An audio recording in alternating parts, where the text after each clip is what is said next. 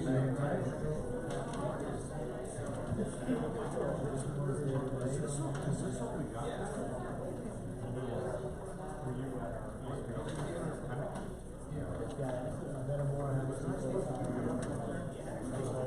right, I'd like to call the meeting to order. Call roll, please. Atkins? Here.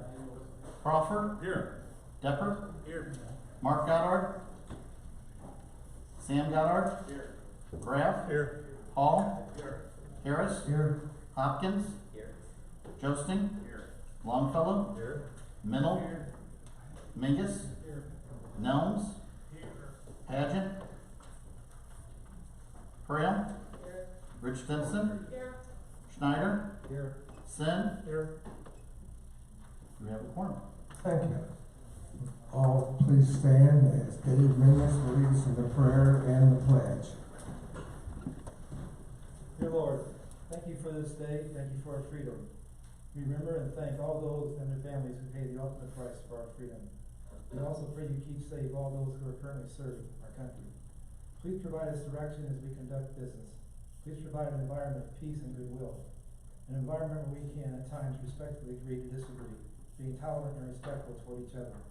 May we leave to our children a legacy of good government founded upon your example of love, care, and concern for each other. We are so grateful you have blessed us with wonderful staff. May they know how much we appreciate them.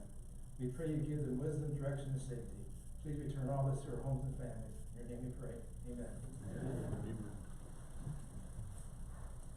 I pledge allegiance to the flag of the United States of America and to the republic for which it stands, one nation, under God, indivisible, with liberty and justice for all.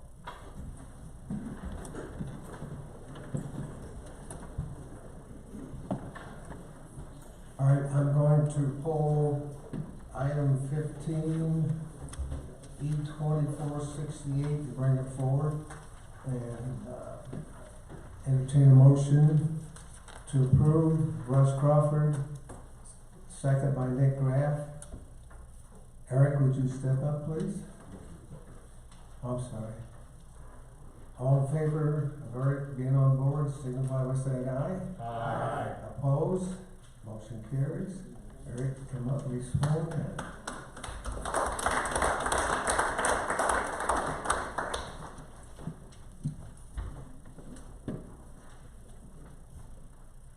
Raise your right hand and repeat after me. I state your name.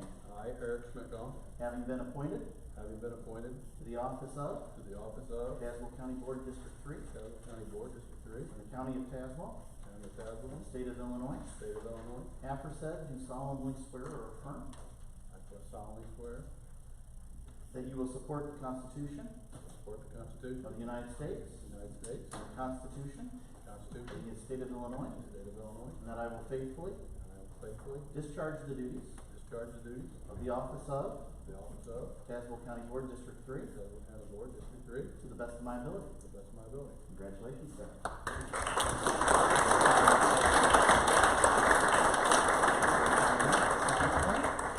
We will seal it and get you a copy in the mail.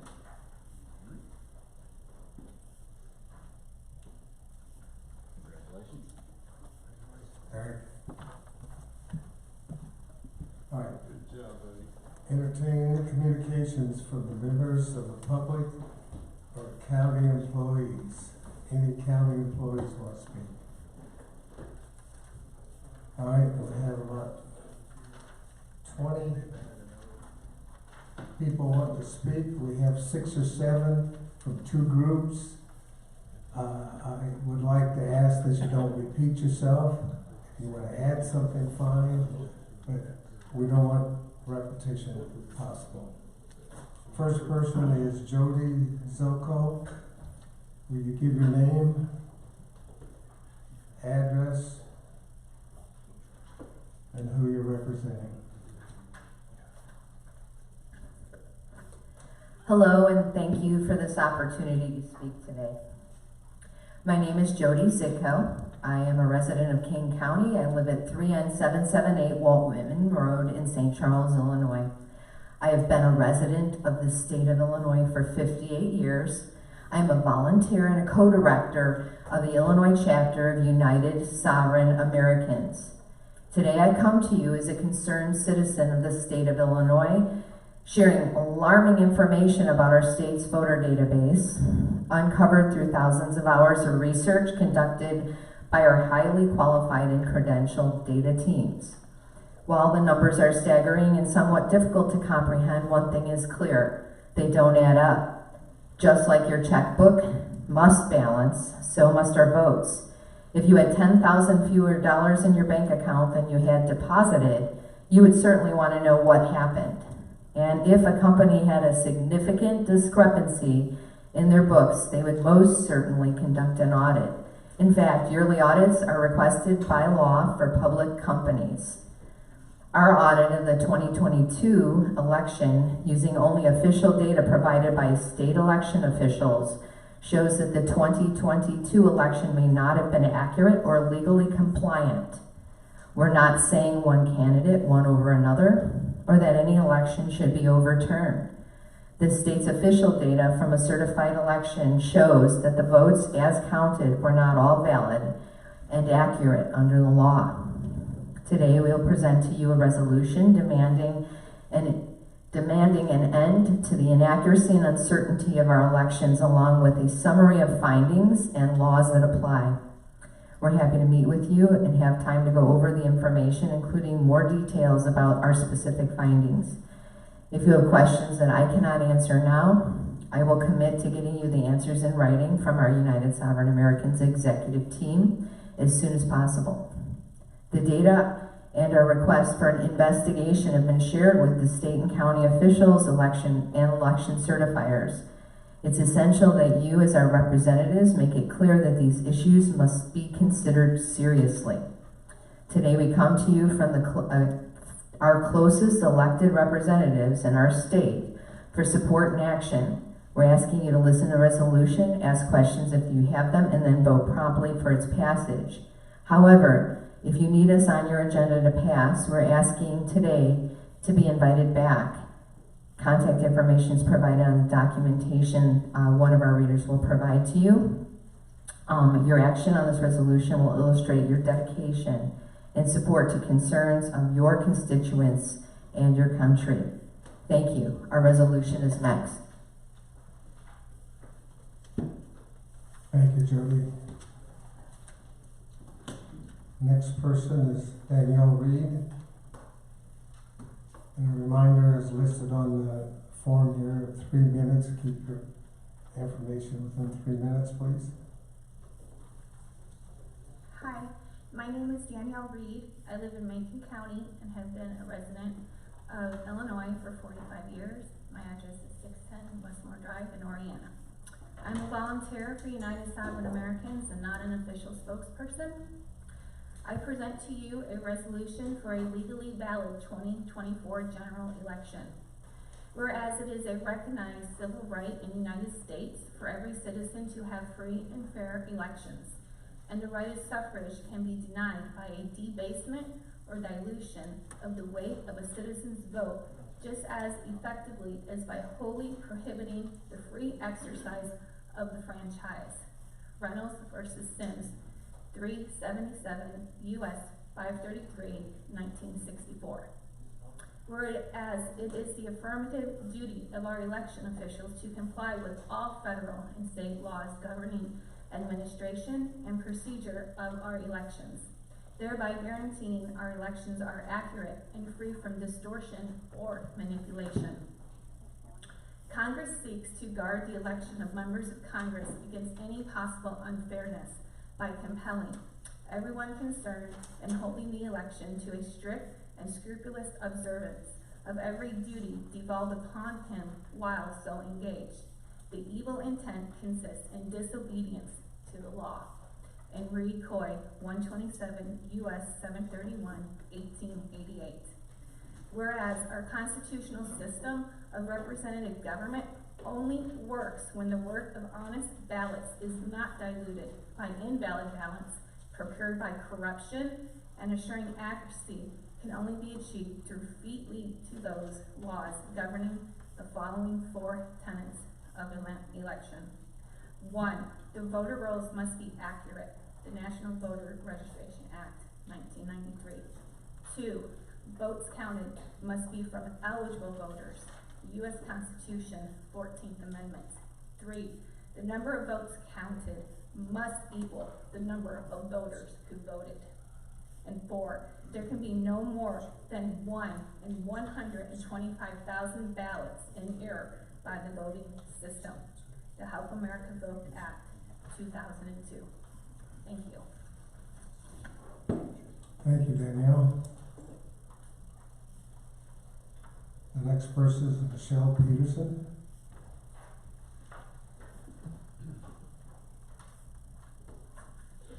Hello, my name is Michelle Peterson. I live in Grundy County, and I have been an Illinois resident for 26 years. I'm a volunteer of United Sovereign Americans and not an official spokesperson. I will continue with the resolution. Whereas an open source audit of the Illinois 2022 general election conducted by Illinois state citizens has uncovered a massive inaccuracies that violate both federal and state laws, including 4,032,801 ineligible or uncertain registration violations found within the Illinois State Voter Roll database. Again, that was 4,032,801. 589,985 votes cast by ineligible or uncertain registrations. 27,491 more votes counted than voters who voted in the 2022 general election. No one knows who cast them.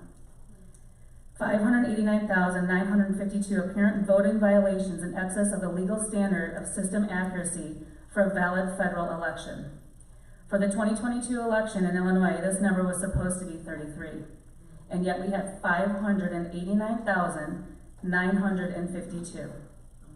Certification is defined by law, and attestation of accuracy and compliance appears to have been fraudulent and illegal. Whereas these findings trample accuracy requirements of voting systems for a federal election.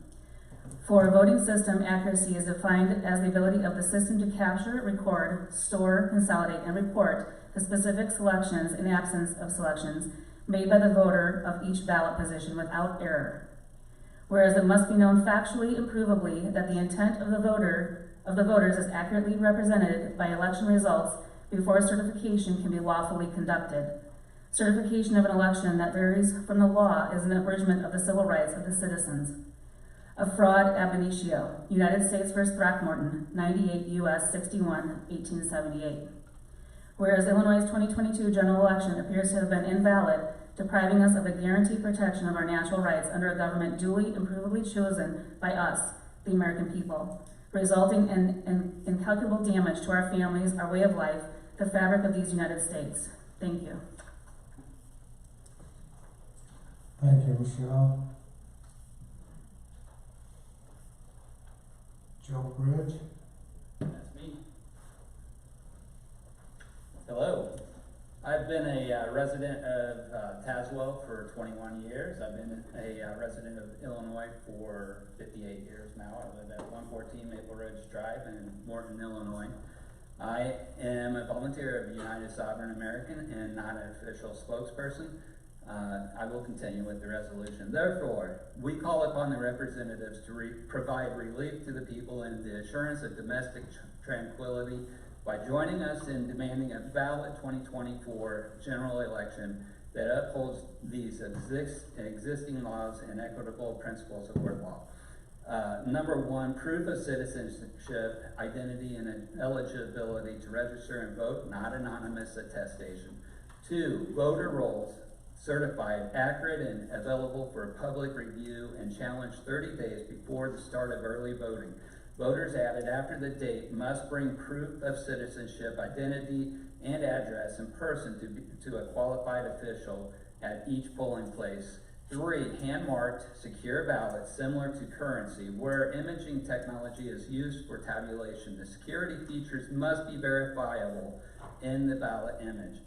4, systems, machines, security measures, infrastructure, and conduct are required to be compliant with federal law for fraud prevention, regarding risk assessment, certification, testing, and implementation. 5, adjudication must be signed off by a party, candidate, and trained citizen witnesses. After being given full and effective observation rights, candidates and trained citizens must be allowed immediate access to the ballots, ballot images, and CVRs.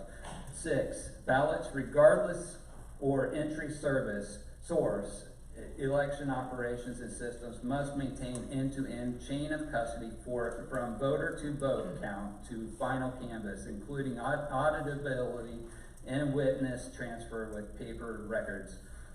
A NIST, number 7, a NIST compliant, randomized, statistically valid end-to-end audit with 95% confidence level of all elections pursuant to the 14th Amendment, Section 2, must be performed.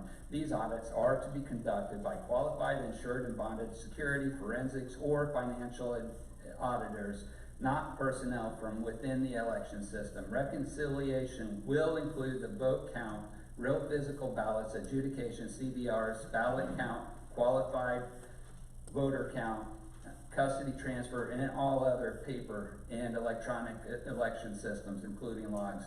8, if the total or all unique variances above is more than 10% of the margin of victory, a new election must be held in the state for those candidates affected, unless the issues can be provably corrected by a manual hand recount and a full review of records.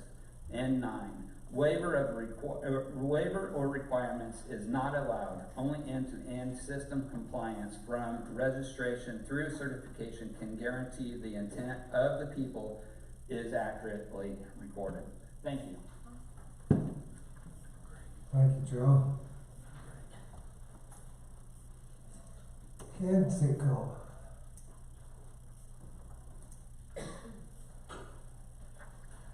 Brought some copies of the presentation we're doing today for the board.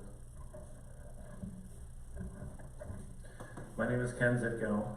I live in Kane County, and I've been a resident of Illinois for 52 years. I am a volunteer and a co-director for the Illinois State Chapter of United Sovereign Americans. That concludes our powerfully written resolution outlining massive inaccuracies in our 2022 election, from registration through certification.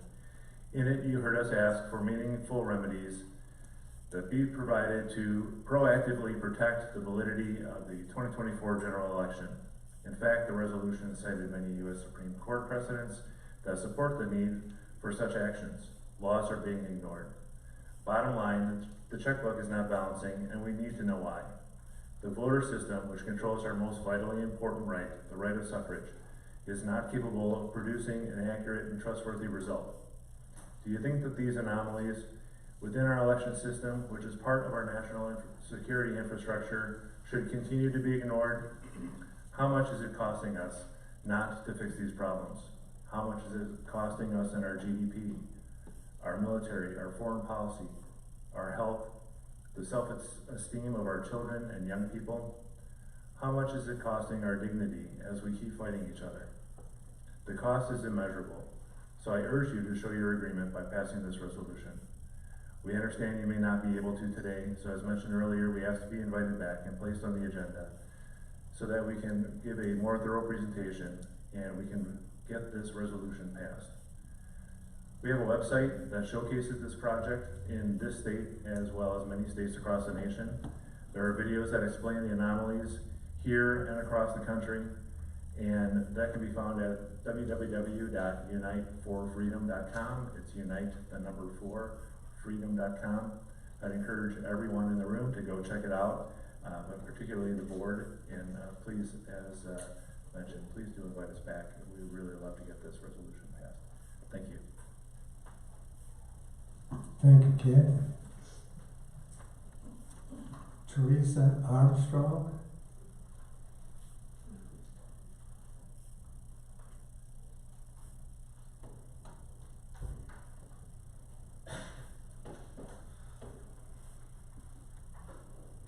Hello, my name is Teresa Armstrong, and I live at 5005 South Chesterfield Court in Mapleton, Illinois, in Peoria County. and I've been a resident of Illinois for 40 years. And I'm a volunteer for the United Sovereign Americans and not an official spokesperson. What you've heard tonight is a combination of thousands of hours of work by our highly qualified and credentialed volunteer data teams from this state and across the entire country. Let's step back for a second and look at the big picture. High numbers of Americans, including many right here in Tazewell County, have questions about the trustworthiness of our elections. I think we can all agree, and we wish that this was not the case, but official data shows these concerns are valid, and the law says they are important in securing our liberty. At the same time, government representatives at all levels are not being transparent or responsive to what our citizen audits have found. Our right to vote for our elected representatives in legally valid and transparent elections is the foundation on which our constitutional federal republic was established. That right has been bravely protected over the past 2.5 centuries by the sacrifices of our brothers, fathers, mothers, sisters, and for some of us, our own children.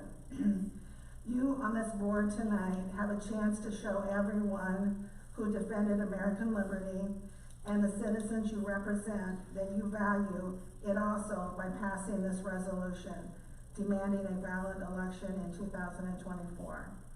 We appreciate your commitment to the constituents of this county, as well as the time and attention you've given us tonight. Thank you. Thank you, Teresa.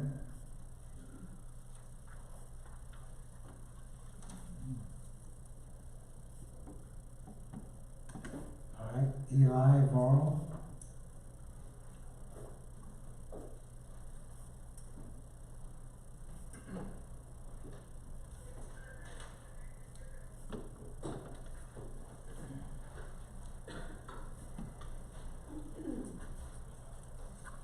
Hi, my name is Eli Verol. I am a development manager with RWE. My address is 353 North Clark Street, Chicago, Illinois. I'm here as a development manager representing the Coyote Road Solar Project, and I've presented before to the ZBA and the Land Use Committee. What I'm hoping to do this evening is a very abridged summary of the discussion we've had before in those groups. So first I'd like to just give you an overview of our company. RWE is a publicly traded company. It has a 125-year history. It is one of the largest renewable energy developers in the US. We have 3 wind farms up and operating in Illinois, and then 4 utility-scale solar developments in Illinois, a couple of which are actually already under construction and should be operating soon. Our business model as a company is to develop and construct our projects and then stay on as a long-term owner and operator after construction is finished. And this is, to that end, this is important for us as a company to build high-quality projects to top standards that will operate successfully over the life of the project. It's actually our reputation and our bottom line at stake if we don't design and build top quality projects. The project in question, the Coyote Road Solar, involves 1,300 acres, and we're going to be leasing the land that the project is situated on. These are 40-year leases, and we're working with 12 different landowners. And the parcels are basically all adjacent to each other. It's going to connect, and it's adjacent to an existing transmission line on the south edge of Tazewell County.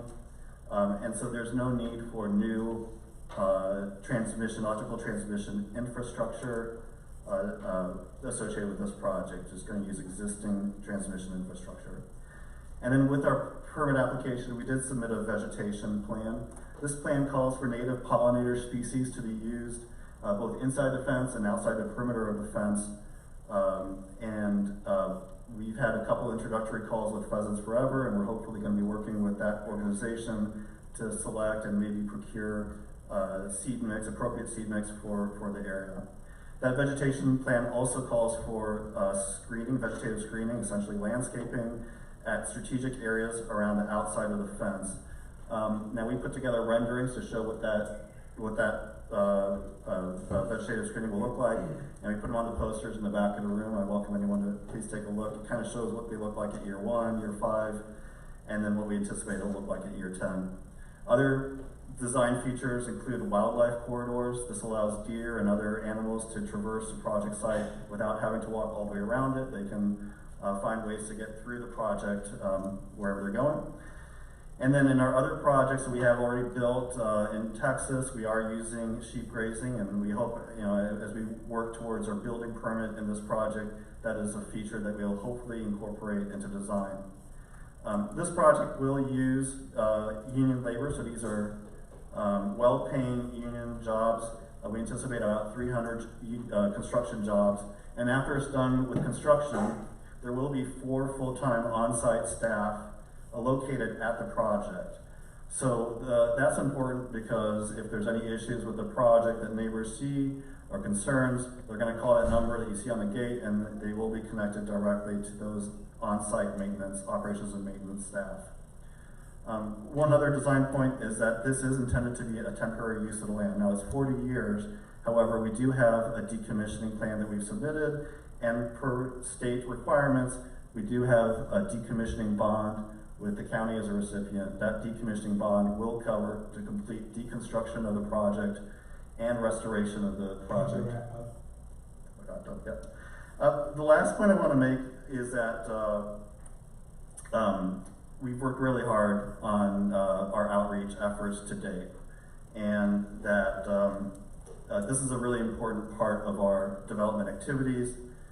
We've reached out and come to agreements with all adjacent landowners, all adjacent residential landowners, and we made significant outreach efforts to other landowners adjacent to the project. And that's part of our business philosophy, and I hope that reflects well and is in evidence through our communications to the county board thus far. I want to thank everyone for your time, and I'm available if there's follow-up questions. Thank you.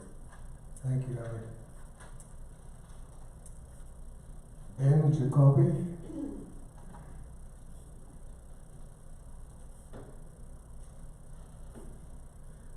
Good evening, thank you. Good evening, everybody.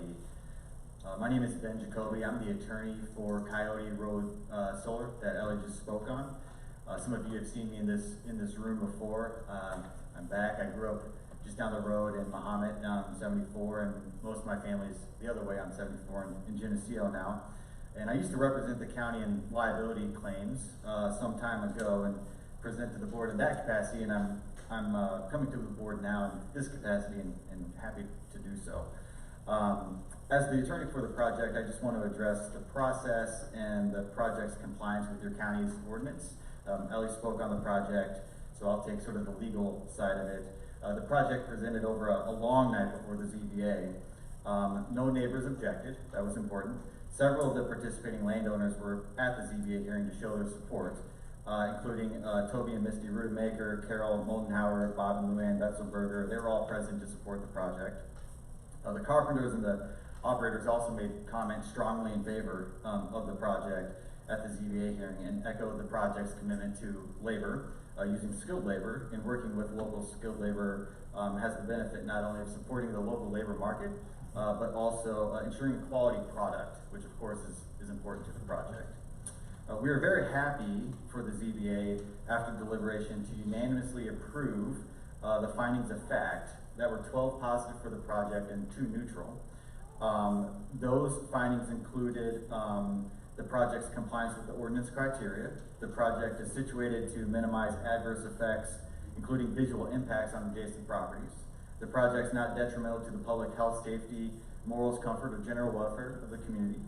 The project's not injurious to other uses nearby or property values. The project's consistent with existing uses, and the property is suitable for the project. And I summarized, that's not all of them, I summarized a few of them, and they overlap with the LaSalle factors, which are also part of your solar ordinance. And likewise, we presented to the committee, and we're excited to receive the committee's positive recommendation for approval as well. And with that background, we believe that the project complies with the county solar ordinance, including the LaSalle factors. And we look forward to continuing to work with the county and the community to develop this project that brings good local benefits to the county, and we hope to earn the county board's vote tonight. There's one additional request that we have at this stage. The ZBA recommended a list of conditions, and we agree with all of them, but we asked for one minor modification, and that's to condition 4, which is in the draft ordinance in your packets. That condition reads, vegetative screening such as a species of pine tree shall be 6 feet at planting as proposed in the application in any other location as determined desirable by the Community Development Administrator. We're asking that the 6 foot be reduced to 5 feet. Our landscape architects tell us that there's a much higher chance of the tree surviving if it's planted when it's 5 feet rather than 6 feet. That foot makes a difference, we're told. And our main priority is to have a healthy screen that serves its purpose without having to continually replace the trees. So we ask for that amendment. We have a number of people here with us who are next in line, but we'll defer their comments unless questions or other comments come up that they might want to respond to. June Park is the Director of Development for RWE. He's here with us tonight. Teresa McCready, she's a engineer at Kinley Horn. She can talk about drainage, decommissioning, the landscaping, or I'm sorry, the stormwater runoff of the landscape.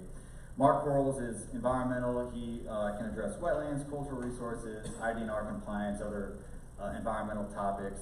And Dr. David Loomis, Professor Emeritus of Illinois State University, is an economics professor, and he can discuss all the economic impact, economic benefits that the project brings. So the whole team is here. I just want the board to be aware, the public to be aware. If questions or comments come up, they can provide comment at the end of this, or when the case is called for consideration, we can answer questions at that time. And so thank you very much. We look forward to your vote. Thank you, Ben. Now I'm gonna skip the 5 or 4 that you mentioned. Yes, sir. Yeah, you can. I've got David, June, Teresa, and Mark.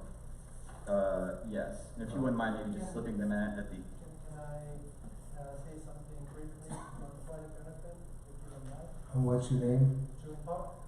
Okay, so we'll call June next, and then we'll skip the next 3, maybe towards to the end, and we might just defer them if nothing comes up that they need to respond to. Okay, June. Thank you.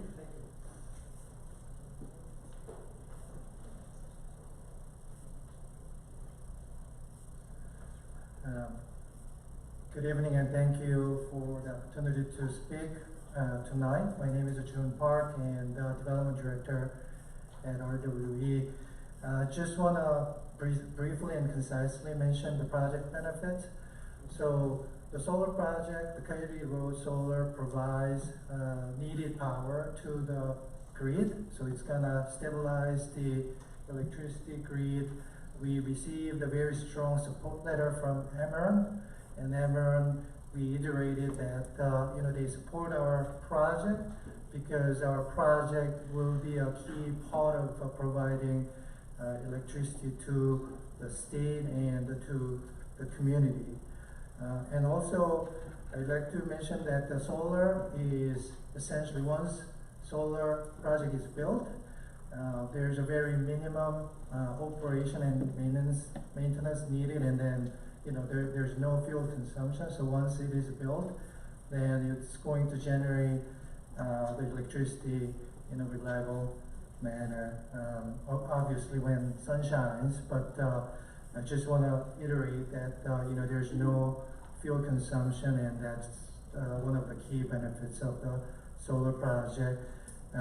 We have 12 landowners, and some of whom are here today. They're eager and willing participants that entered into a private transaction with us for the activity that is allowed by the state law and the county ordinance. I also want to mention that we have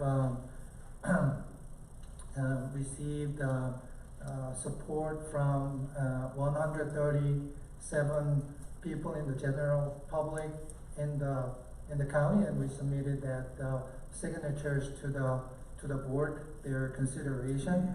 And I also want to mention that we have received 28 support letters from various organizations in the county and the greater Peoria area. And like I mentioned, we received a strong support letter from Amaran.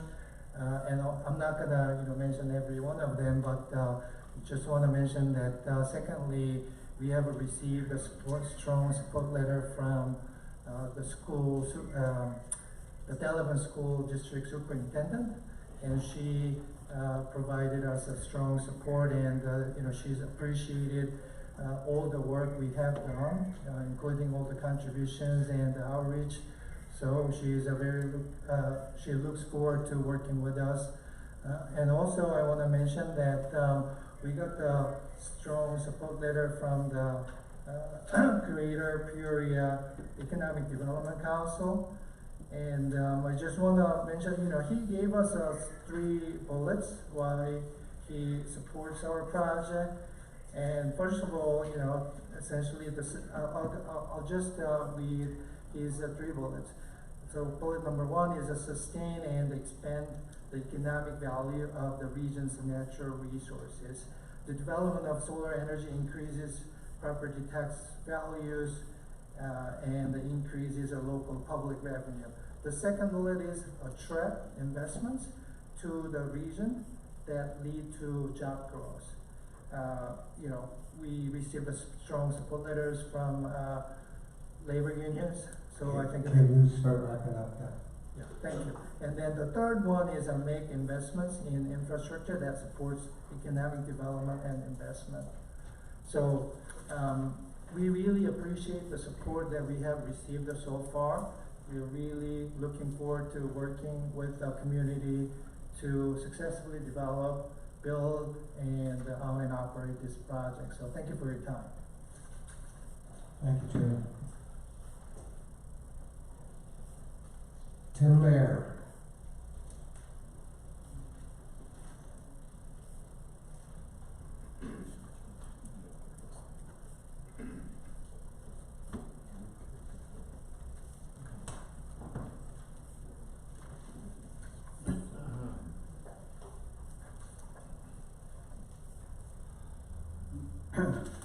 Tim Bear from Tremont. Briefly going to note that I emailed, and I won't read it to save time tonight, to all the county board members. That I'm not going to read. But I've got a new one that I will read. Concerns about solar farm repercussions. There are major concerns from the farm community perspective concerning solar farms. Number 1, loss of farmland for young farmers to farm. Today there appears to be a large effort being put into trying to achieve fair outcomes. Solar farms aggravate this problem by denying young farmers a chance to get started in agriculture. Number 2, large income streams from solar farms going to already wealthy landowners. By definition, many landowners are considered wealthy, and the income stream from solar farms goes only to the landowner instead of the income stream from farming operations being shared with young tenant farmers, as is the custom in the farming world. 3, loss of prime farmland for agriculture. Solar farm proponents say the conversion of farmland to solar farms is temporary because it can be reversed. But as Joyce Aggert noted, land removed from agriculture for 40 years is not temporary, that is a lifetime for many. Number 4, loss of farm community infrastructure. The ripple effects of large areas of farmland removed from agriculture are devastating to the ag community. Young farmers denied the opportunity to begin farming equipment dealerships not selling equipment, not hiring mechanics to work on equipment, young farm families not becoming part of a community and not contributing economically to the community. It has been said that the farmer's dollar turns over 7 times in our economy. Solar farms stop the farmer's dollar from helping the community. Instead, the solar farm dollar widens the wealth gap by taking from the poor to give to the rich. Young farmers help build the community. Wealthy landowners that may not even live in the community are much less likely to benefit the community. Thank you. Thank you, Tim.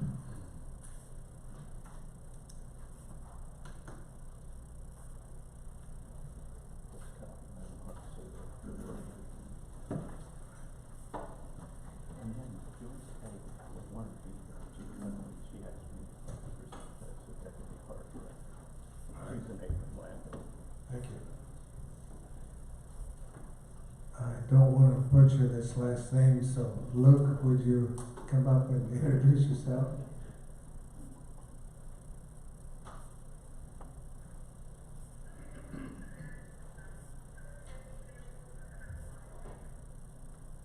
It's been butchered my whole life, so I promise you I would not have been offended. It's Luke Ogan. I'm here representing the IUOE Local 649, 6408 West Plank Road in Peoria. As I said, I'm a representative for the working men and women of the Operating Engineers Local 649.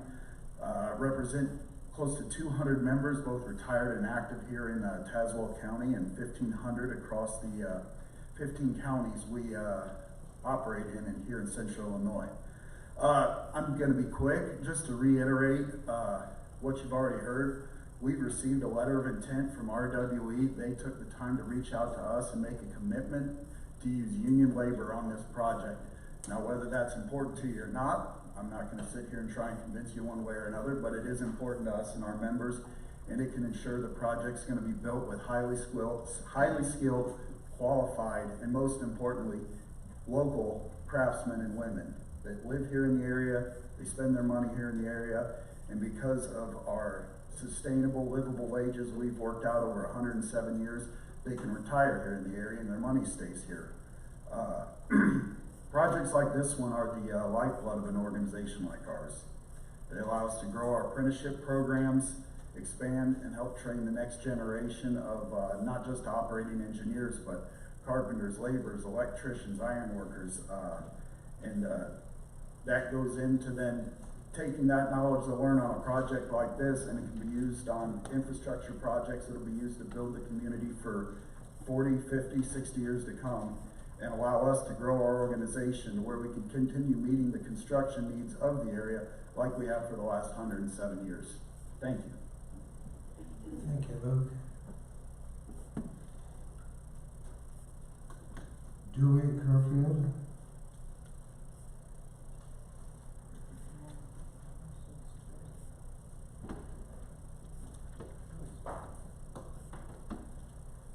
Hey, good evening. Dewey Clearfield. I'm here on behalf of Cabin Solar. My company that owns Cabin Solar is Cultivate Power, and we have a corporate office in 60 West Hubbard Avenue, Suite 200, Chicago, Illinois. You may recall last month, I know I do, that we were on the docket for a permanent extension, and that was deferred, and I'm here today to talk about the project and why we're seeking an extension to our special use permit. Just a really quick background on the project. This was approved 5/31/2023, 2 days shy of a year ago. The project is roughly on a 32-acre parcel, and the area that we are planning on putting solar on is roughly 22 acres. This project will be 5 megawatts AC, and so it's designed for a potential offtake agreement with the Illinois Shines program, which is a community solar agreement, off-taker or revenue agreement, whereby there are kind of 2 key components. One, we agree to sign up subscribing landowners to benefit from the energy that is produced, and thereby when a subscriber enrolls in the project, they get a 20% discount on their existing electricity bill. And I think I'll leave it at that. So, since the county board approved this project last year, we've done a lot of work, and we've put in roughly to date about $1 million since the county board approved it on 5/31. We submitted for a revenue contract on either May 1st or May 2nd, so 2 days after the county board approved it. That a zoning approval is a requirement to have a revenue contract be awarded. We are and currently sit on the wait list. There's a lot of vagaries to the way that the revenue contracts are awarded, but I believe we are second on the wait list, and so we are anticipating getting a contract potentially as soon as in the next couple of weeks, hopefully by July 1st, but potentially not till January 1st of next year.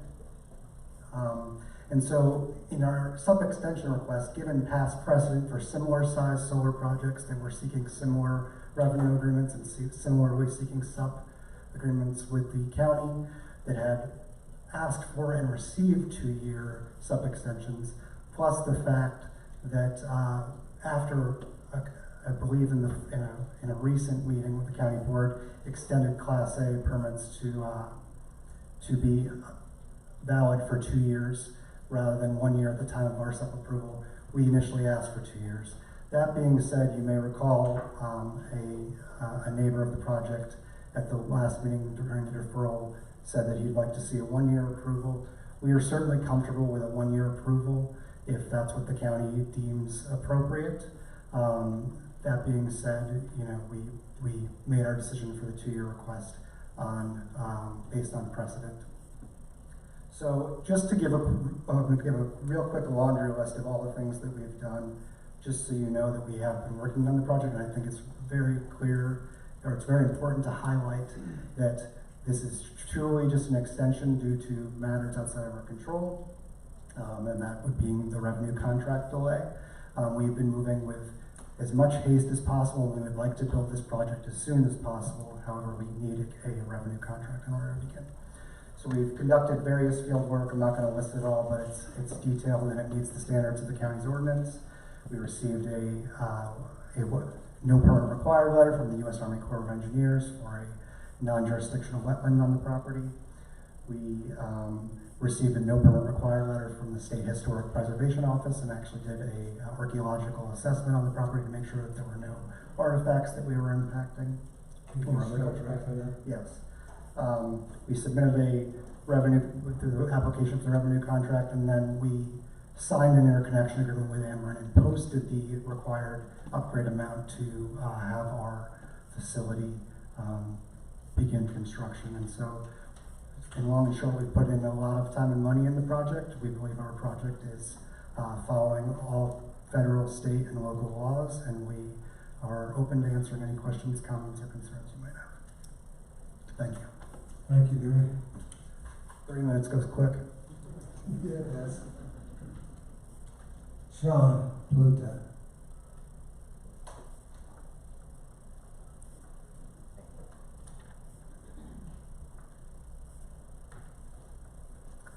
Members of the county board, my name is Sean Pluta, and I am an attorney representing Catman Solar LLC. Today, you are considering a request for an extension of time for a special use permit previously granted to Catman. You should have received an emailed letter from me regarding our request. If you did not receive it, I have paper copies with me today. You just heard from Dewey Clearfield, who spoke about the progress that Catman has made to develop the Catman Solar Project. As you know, the Catman Solar Project is a 5-megawatt solar farm that received a special use permit from the county on May 31st, 2023. At the time, the ordinance governing the duration of the permit provided that the solar farm must be implemented within 1 year of receiving its special use permit. The ordinance allowed for an extension of time if the permittee requested the county to grant an extension. Since the permit was granted for the Catman project, the county board amended its zoning ordinance to greatly extend the duration of special use permits. Instead of 1 year, permittees have 2 years. Instead of completing construction within 1 year, they only need to receive a building permit by the end of the second year. The current ordinance allows permittees to be granted 2 years extension of time, and that's been a matter of practice over the last few extensions of time as I've been told. This is what we're seeking today. The county's Land Use Committee and Zoning Board of Appeals have already reviewed this request and recommended approval of the extension. The standard of review for extension requests have not substantively changed since the permit was granted. Under the old ordinance, the board may grant extensions if the applicant does not request any other changes than what was initially approved. If the applicant does request additional changes, the applicant must apply for a new special use permit. Under the new ordinance, the same rules apply, though the county must also determine if the request is compliant with the current code for which the request is being made. Catmint is only requesting an extension of time. Catmint is not asking for changes in permit conditions, permit requirements, or changes in the scope of the approved project. The project remains in compliance with all applicable law. Therefore, Catmint qualifies for an extension. To be clear, the merits of the original application and permit are not at issue here, and neither are the LaSalle-Sinclair factors. Those factors only apply if we were to request changes to the terms of the permit outside of an extension of time. Instead, the only necessary review process is to confirm that our request is just for an extension of time and is in compliance with the county's ordinance, and it is. Additionally, good cause exists to approve the extension. As Mr. Clearfield described, Catmint is diligently moving forward with the project, and the additional time we are requesting is reasonable given the natural development cycles for solar farms of this size. At the end of the day, the county's review process for extensions is simple. Number one, is the request only a request for an extension of time? Number two, does the request and the project comply with county law? Because the answer to both of these questions is yes, the county should grant the exception. Thank you for the, the county should grant the extension. Thank you for your time, and please let me know if you have any questions, and also if you need a copy of the letter that I wrote. Okay, thank you, Sean. Thanks.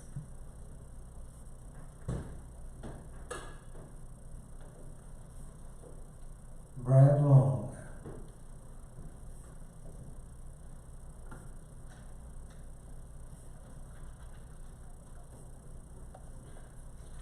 Good evening, my name is Brad Long. I live in 29368 Town Line Road in Mackinac, Illinois. Brief, I didn't know so many people were speaking tonight, so I won't keep you much here. What I just want to say, I've been coming to the county board meetings and ZBA and land use for the last 2 years as I was part of the United Citizens of Tazewell County, trying to assist the county board in developing an ordinance for the county regarding wind turbine projects. I felt like we were very helpful in doing so with the county, and we got very close to getting that ordinance passed until the state of Illinois stepped in and said that they were not going to accept any local county ordinances, and the state said that these are the guidelines that you're going to follow. So with that, our ordinance, or the ordinance, came up for vote. We felt like we had the votes to do so. And when the vote did take place, our ordinance, or the ordinance, was turned down by 1 vote. There were several board members that stated they would have voted for our ordinance had it not been for the threat of a lawsuit from the state of Illinois against the county. My question, not to be answered this evening, but my question that I feel like board members should ask the state's attorney and the administration of Tazewell County is, how many times has that actually occurred? How many times has the state of Illinois sued a county, and what were the results of that suit? I mean, is that really a concern, or should we be making decisions as a county board based on the pros and cons of a different particular project, whether it be wind, solar, or carbon? I know there's a moratorium now on the carbon capture, but I mean, that has been an issue. So I just want folks to say, to really look into that and say, you know, is that really how we should be making our decisions? Are we going to get sued, or do we make our decisions based on what we feel is appropriate and right for the citizens of Tazewell County? Thank you, Brad. Matt Hoffman.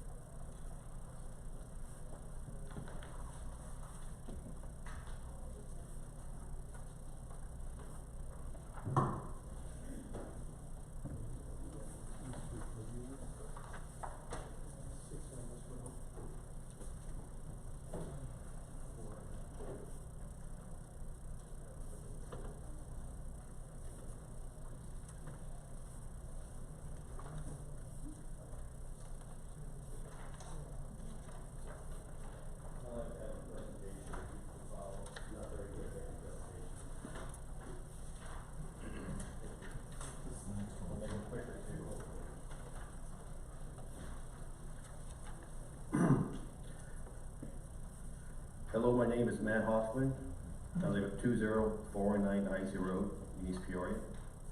I want to talk about the Cultivate Power project that's going to be built across my house. I want to give you three options for you guys to vote on tonight. One, you could deny the special use permit per East Peoria's request that they submitted last year. All previous state and federal laws can be used if they are not specific to only wind and solar farms. East Peoria is landlocked, as stated before, by us and the city of East Peoria, to their north, east, and west. East Peoria requested this project not be done, so it can be legally denied per East Peoria's request. This 1.5 mile municipal district is for solar and wind farms, is in the solar and wind farm statute. Below in purple is a statement from HB 4412 that was passed on 12723. It states the 1.5 mile radius, and it also states in yellow down below that the condition imposed under state and federal statutes and laws still apply. Number two option for the county, they could deny the 2-year special use extension and only give Cultivate Power a 1-year extension. They have given 1 year to start the project and have not started.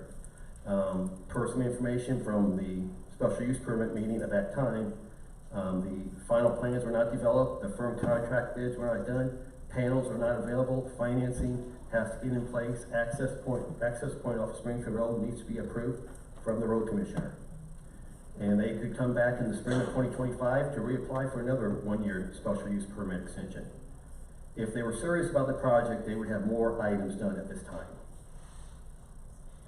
Number 3 option for the county, you can deny this project until the plans, financing, all done and approved. You are not denying the project overall, you're just not giving them an extension at this time. You can deny until the solar panels are ready to ship, all paperwork is complete, the contractor is selected, tell Cultivate Power to come back later when they are ready to begin the work and complete plans, solar panels on order, contractor figured out, road commissioner approval, financing, etc. Tazewell County has a process that only takes 30 to 60 days to move a project through for special use permit, land use, and county board. You need to start summarizing now. Okay. You should have more completed plans to show on there. 4 more comments. That HB 4412 does not say anything about unlimited special use permit. Number 3, Cultivate Power has 2 projects in Livingston County that are close to Pontiac. I went to go visit them about 30 days ago, and neither one has started. And they were approved in Livingston County under a threat of a lawsuit in June of 2023, so they've had 1 year to move. And then Sinclair, the South factors that were passed last year by the county was only approved because of an executive session that talked about pending litigation.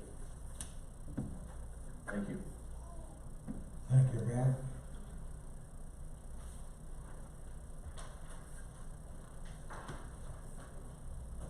Carol Vance.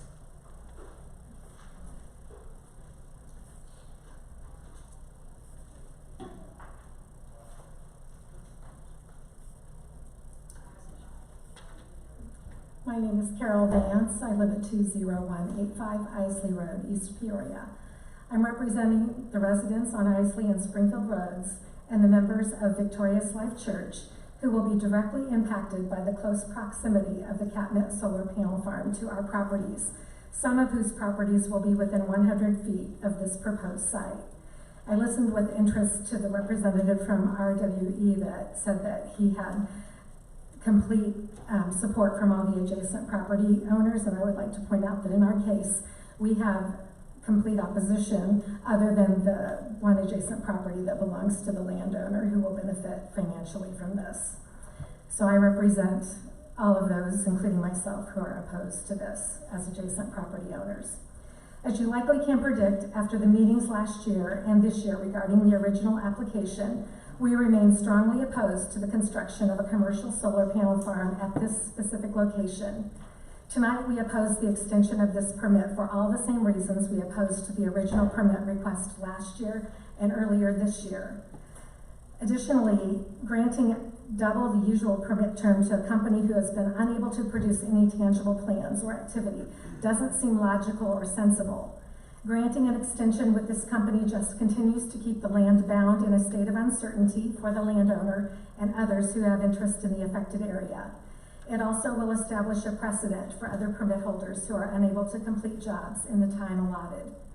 Last year, the ZBA and Land Use Committees both voted unanimously not to recommend this project, votes that I believe reflected their consciences, resulting in a demonstration of good judgment and fulfillment of the duties they have been appointed to perform.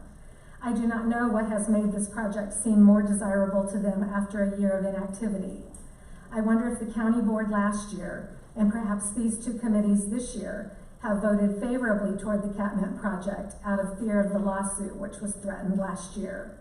I'm deeply saddened and disappointed that elected and appointed officials in Tazewell County are not able to vote their consciences on matters so impactful to voters and taxpayers as this, and thereby keep people first in all decisions, as the Tazewell County motto states. Therefore, we are asking you to deny approval of an extension to the original permit, which was granted by the county board on May 31st, 2023. I would like to suggest that a permit extension is not the same as a permit request. Perhaps there are grounds to deny an extension tonight, which were not applicable to a permit request last year. Thank you. Thank you, Carol.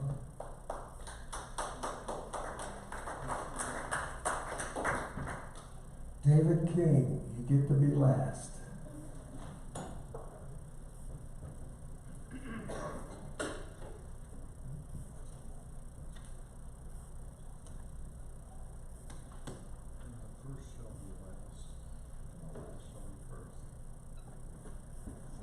I'm David King, live in 1984 East Jefferson Street, Morton, Illinois. Been a Tazewell County citizen, come the middle of July, it'll be 70 years. I lived within 1.6 miles of where I grew up all my life. I went to Morton High School, ICC, and I have a bachelor's degree in agriculture from ISU. Does anybody in this room have a clear direction on what an agricultural preservation district is? Can you give me that definition? I asked the solar guys, do you guys know what the preservation district is? Because the Coyote Road is under a agricultural preservation district, whether you knew it or not. I wonder if any of the owners knew it. I wonder if any of the board members knew it. Jackie and Melissa knew it because she gave me the information on it. I got a 5-page document on it. Did anybody else have that document besides those I sent it to yesterday and today? Boy.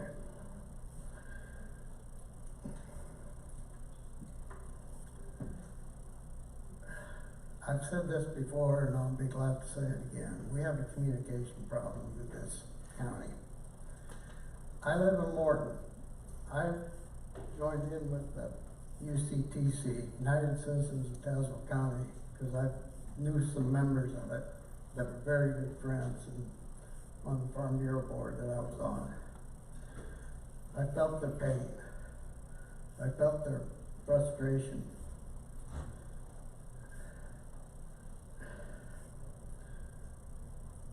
Has anybody besides me talked to anybody in Washington, Morton area? This session's not open on discussion basis. David, You want me to get facts? just make your presentation. Okay, I've told people, I've asked over 100 people, but let's be realistic. It's between 50 and 100 people that I've asked over the last 2.5 years if they know anything about this wind project or solar projects going on in this county. These are very trusted friends. I can give you a list. 0 said they knew anything. The majority by far said, please explain it to me.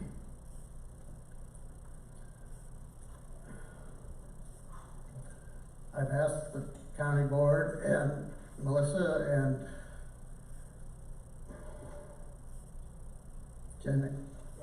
Jackie sends out a news release to all newspapers. There's very few newspapers around anymore except the Journal-Star and Beacon Daily Times. I know for certain that WCDU radio is represented tonight by Steve Stein, and I expect a full report from him of all the goings on. You need to start summarizing now, David, if you would. Okay.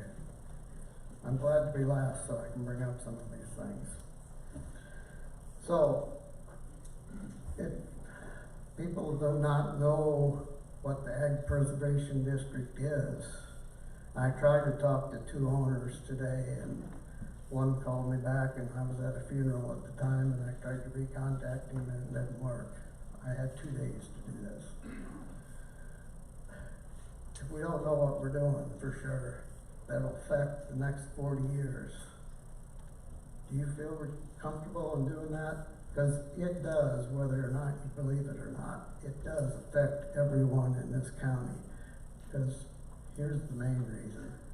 Everyone in this room is a taxpayer.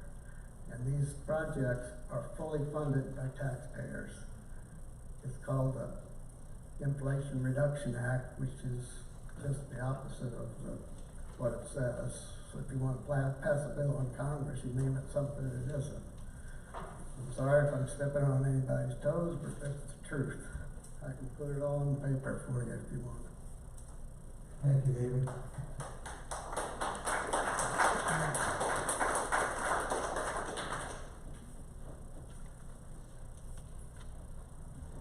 All right.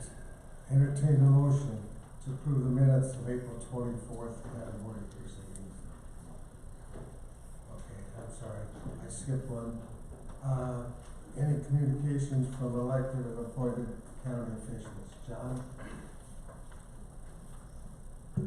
Thank you. I've just got 2 items for the board. One, each of you have in front of you the 2024 yearbook. It was released today to the citizens of Tazewell County. This year's yearbook is highlighting what would have been the 250th birthday of Governor Littleton Tazewell, whom Tazewell County is named after. As always, it's a great resource for the public, for all of the elected officials throughout the county. The other item just came to us this afternoon, and this is actually the first place I get to announce it. The Tazewell County Clerk Election Division has received 2 Congressional Clearinghouse Awards for our election initiatives over the last 5 years. Established in 2002 through the Help America Vote Act, the Clearinghouse Awards took off in 2016. No county in the state of Illinois has ever received one. We are the first to actually receive these. The 2 projects that were acknowledged by them was the relocation of the tabulation facility beginning in 2019 from the courthouse to the Tremont location and the streamlining of the election process.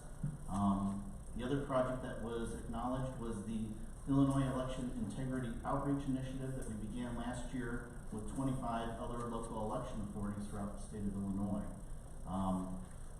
When you look down the list, the website will be released tomorrow, but when you look down the list of other counties, state of Mississippi, Los Angeles County, El Paso County, Denver City Clerk, Palm Beach County, Santa Fe County, Sarasota, these are way above our grade level. They've got a lot more resources than we do. And again, to be the first in the state of Illinois to receive this congressional award, our election division is deeply honored. There'll be more information put out tomorrow morning on this, but I wanted, once we got the information, for you to hear it yourselves. Thank you. Nick? Thank you, Mr. Chairman, and congratulations, John. You need a round of applause for that.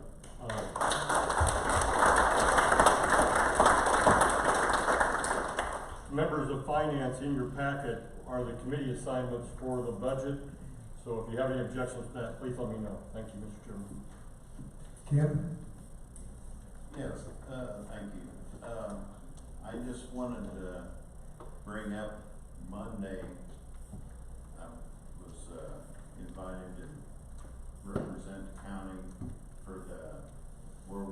two veterans the recognition, and I'll tell you, it was over the top. It was, I knew some of the gentlemen, they were from, I believe it was 95 to 106 years old that attended that. And I just wanted to say that John Ackerman and Steve Saul did one heck of a job to do this. And in fact, I made a comment there that I had paid to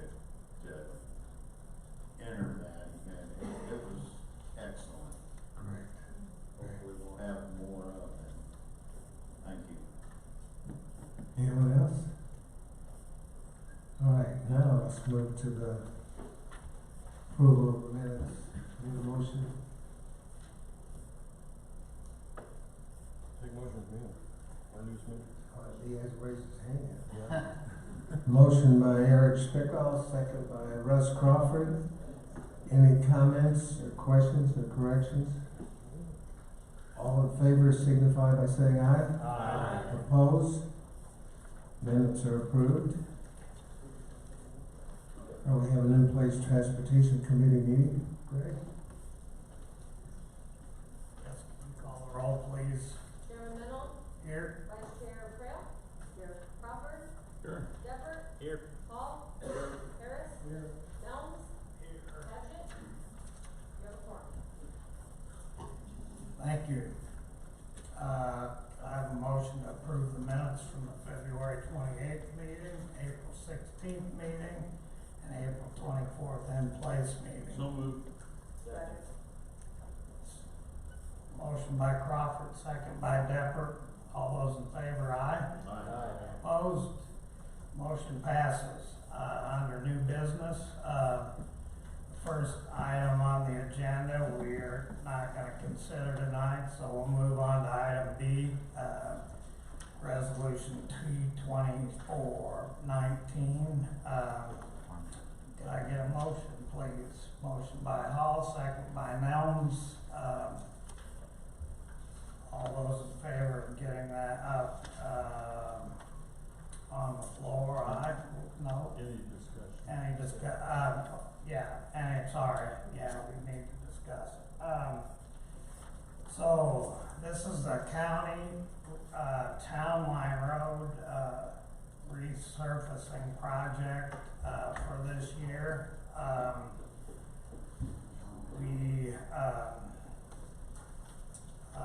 The bids came in, or the bid, single tower line, sorry.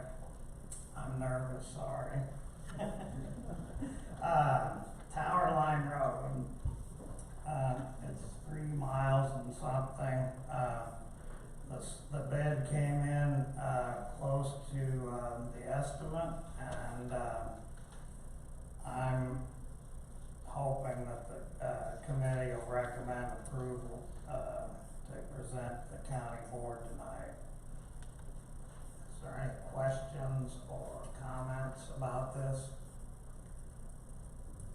Hearing none, all those in favor, aye. Aye. Opposed, same sign. Motion passes. The next one is C, T-24-20. Could I have a motion for that? So moved. Second, first, motion by Crawford, second by Hall. This is, MFT, funds for, various townships around the, county. The county board has to approve these, projects, even though they're township projects, they're using MFT funds. These actually came in below the, and what we've done here is combined all these into one bid, so, hopefully we would get more bids and be more competitive. We got one bid, but it was below the estimates by a pretty good margin, so I'm, asking for approval of this, resolution to approve this for the townships, around the county. Any questions or comments? Hearing none, all those in favor, aye. Aye. Opposed, same sign. Motion passes. And the third one is, a revised version of T 24-21, item D. Could I have a motion for that? Moved by Nelm, second by Deppert. I'm gonna let, our county engineer, Dan Parr, explain this because it's revised from the original, resolution, and, you have it in your packet, but, it's changed a little bit from the original, what went out originally. Okay. This was interesting because we had two projects in Groveland Road District. One was utilizing all local money and the other one was using more fuel tax. So at the last minute, we swapped the funding, which made this, we had to put on the May 28th, we had a special letting, and then that's what you're seeing before you now. We did that to simplify things, and then we got approval from IDOT, and so nothing unusual. It is expending more fuel tax along with some local money, and it's a standard seal coat project. It's sizable, but that's because they're putting in some of their local money too. So it's business as usual. It's something we've been doing since October 20th of 1997. So. Any questions? Any questions for Dan? Okay, thank you. I appreciate it. Any questions? All those in favor, aye. Aye. Opposed, same sign. Motion passes. Okay, the last thing is a motion to approve the financial report and pay the bills. So moved. Moved by Crawford, second by Hall. Any questions about the bills? Hearing none, all those in favor, aye. Aye. Opposed, motion passes. Thank you, we're in recess. Thank you, Craig. Now, in place property committee meeting. Craig, Vice Chairman Harris, can I have roll call, please? Chairman Longfellow? Here. Vice Chair Mingus? Here. Atkins? Here. Goddard? Graff? Here. Josie? Here. Rich Stinson? Here. Schneider? Here. Hopkins? Here. Jeff Long. Thank you. Both of these items are things that have come up since our last property committee meeting. The first one is P 24-13. I get a motion to get this on the floor. Graft and Hopkins, second. This is a bid proposal that we put out for the vinyl siding for the Broadway building for the new health department clinic. Bids came in, I think we had 2 or 3 bidders, and this is the lowest bidder that we're taking on. Any questions? I have one. Mr. Crawford? Thank you, Mr. Chairman.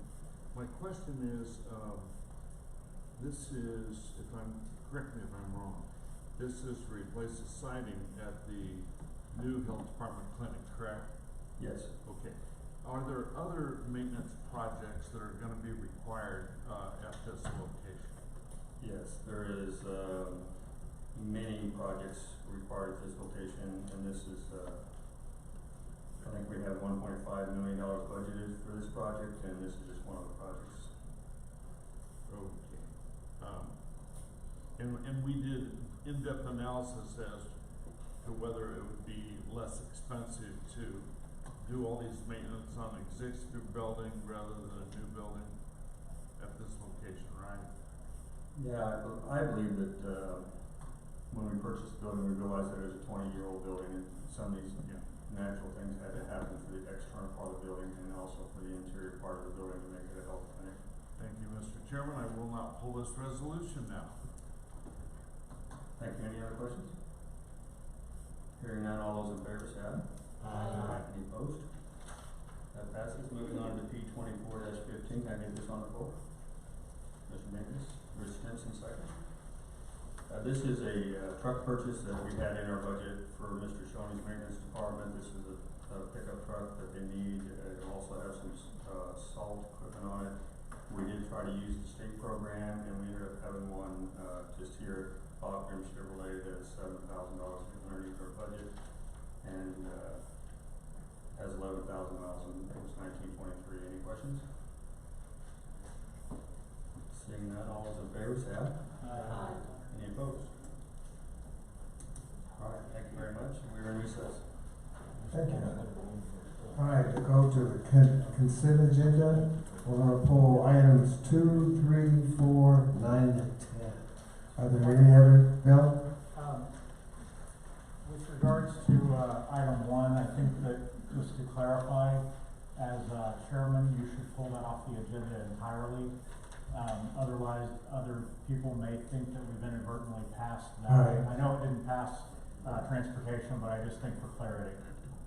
We'll pull one to add one to it. Any other? Russ? Yeah, you pulled 2, 3, 4, and I need to pull 5, 6, and you pulled 9 and 10. Yes. And I wanted to add 12. Thank you. Anybody else? Mike? I need to pull 18. 18. Any?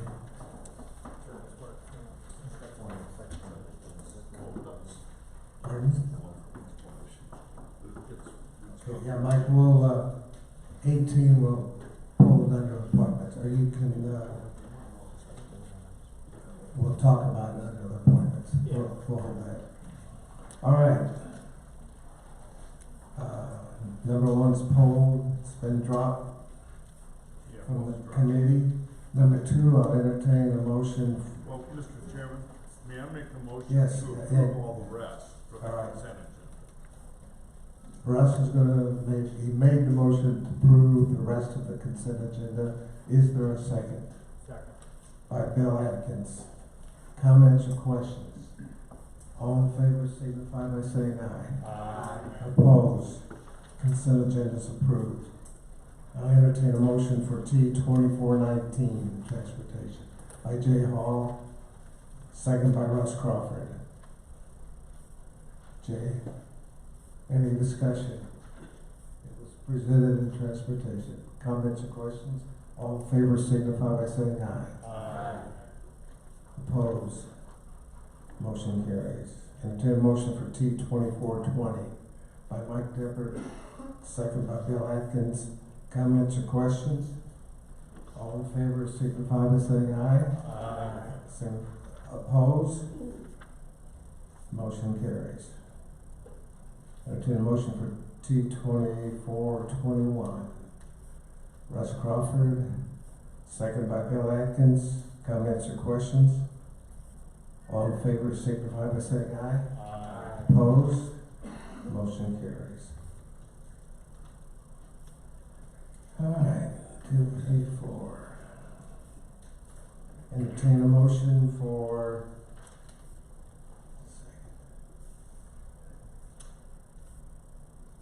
LU 2406. Motion by Bill Atkins, second by Eric Schmickel. Discussion. Bill. Mr. Chairman, I actually have a question for the state's attorney's office. I know we have a couple of people here, and I guess they can arm wrestle to decide who it is that gets to answer.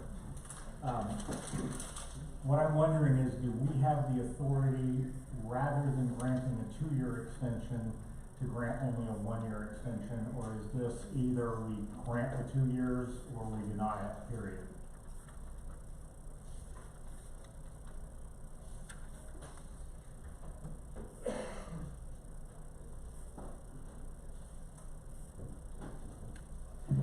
Matt Drake with the State's Attorney's Office. I do believe that the application for an extension was filed under a version of the ordinance which provided only for a 1-year extension. So I believe that not only can you approve it for 1 year, I think operating under that version, that's the only length of extension that can be granted. Thank you. That was my opinion as well, and I was hoping that you were going to say that.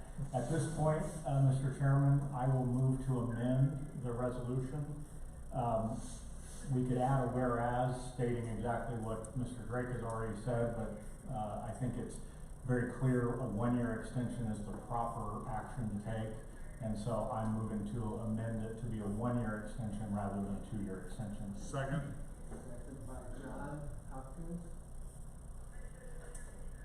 Comments or questions? Any comments or questions on the amendment? Russ?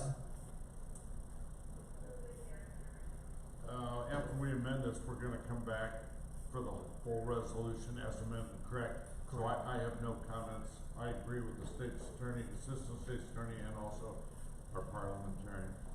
Any other comments? All in favor of the amendment as presented, signify by saying aye. Aye. Opposed? Aye. Greg Minow? All right, the motion is amended. Any comments on that? All in favor of the motion? Wait, now, comments on the That motion as as amended? amended. Could you use your microphone?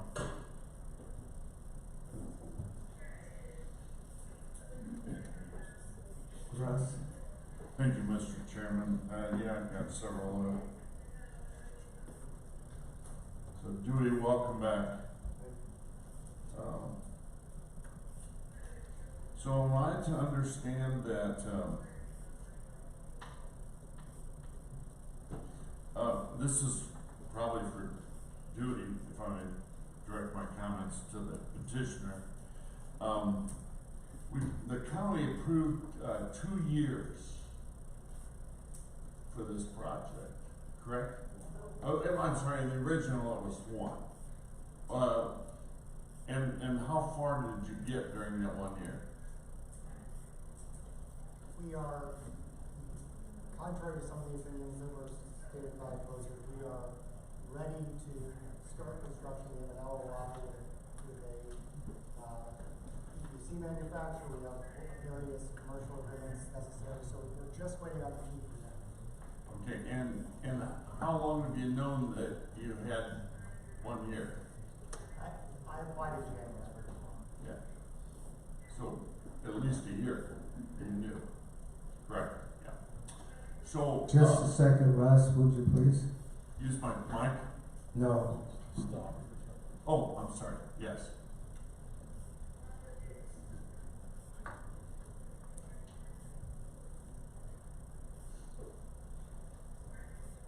It doesn't want us to vote again like we said last time.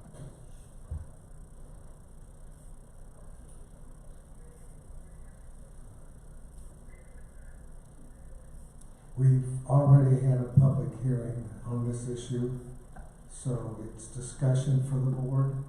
Stick with the board. Okay. You want me to leave Dewey out of it? Yes. Okay, I'll just make my comments and stop.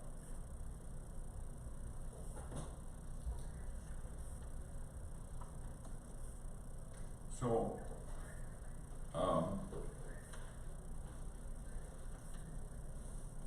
this application is the one that we received a letter from Ty Livingston, correct? He's the Director of Planning and Community Development in the municipality of East Peoria. That's correct. And Ty Livingston was very clear. I've worked with him as has Dave Mingus, for a long time. And I'm just quoting from it: the city is supportive of these types of projects, as are members of this county board. But his problem is location, this specific project at this location. We believe they're better suited to areas outside the city's planning boundary. The city only has very limited areas, opportunities for growth. And this blocks the only area for growth for the city.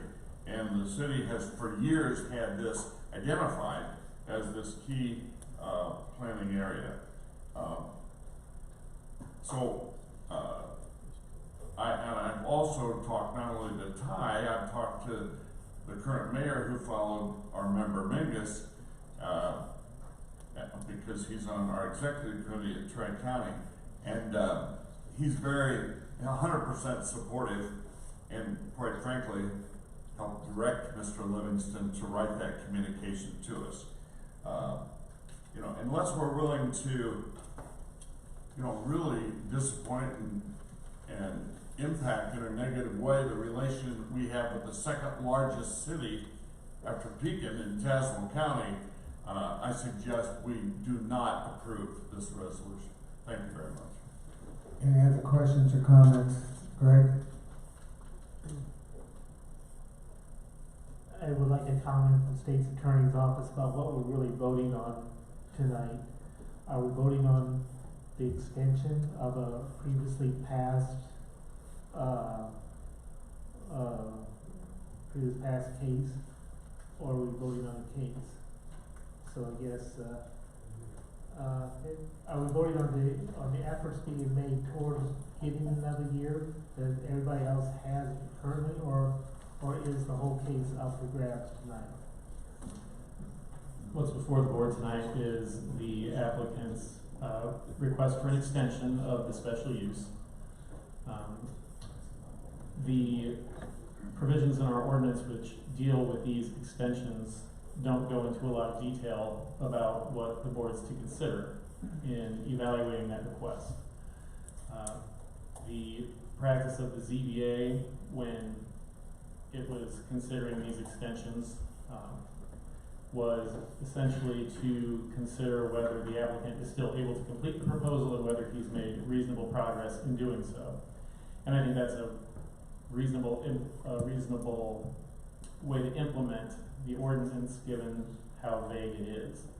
But if the county board disagrees with my interpretation, then I would encourage you to determine what standards you think you should consider and then apply them. And I would encourage, furthermore, that at some point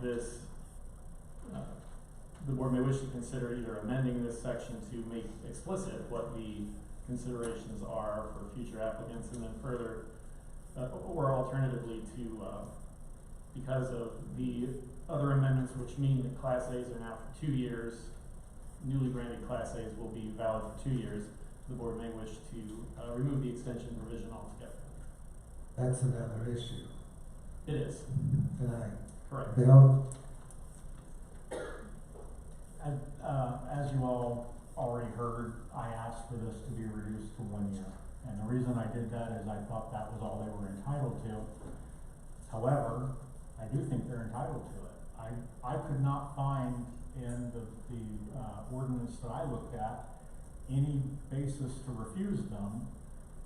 Maybe my fellow board members have found something that someone can give us a standard that says we should refuse them, but I couldn't find anything. So, although I don't think they should get the 2 years they're asking for, I don't see any reason for refusing them the 1 year that they're asking for.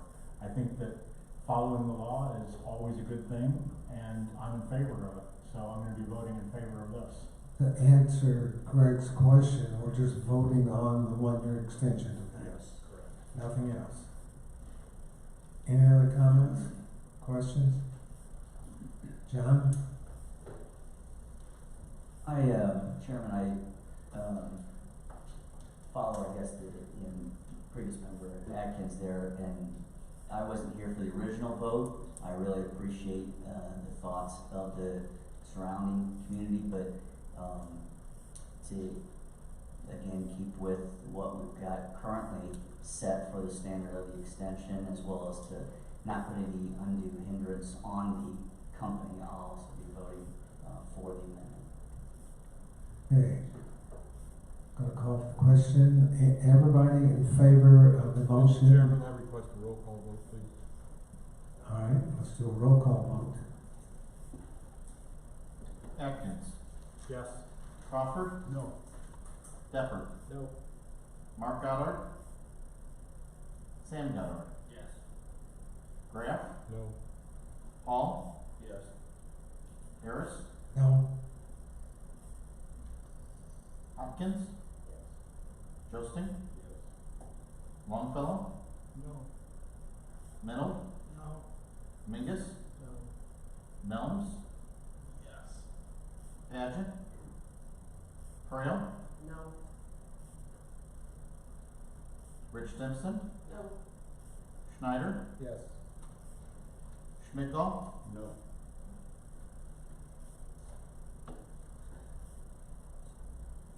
Sin? Yes.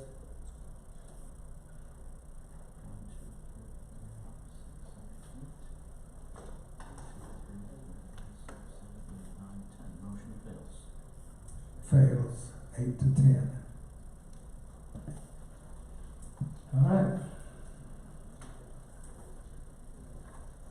Entertain a motion for LU 2408, I'm sorry, 24, by Jay Hall, second by Sam Goddard. Okay, discussion. Questions or comments? Greg? Excuse me. I don't often agree with Mr. Bear's comments, but I totally agree with him this evening on this particular case.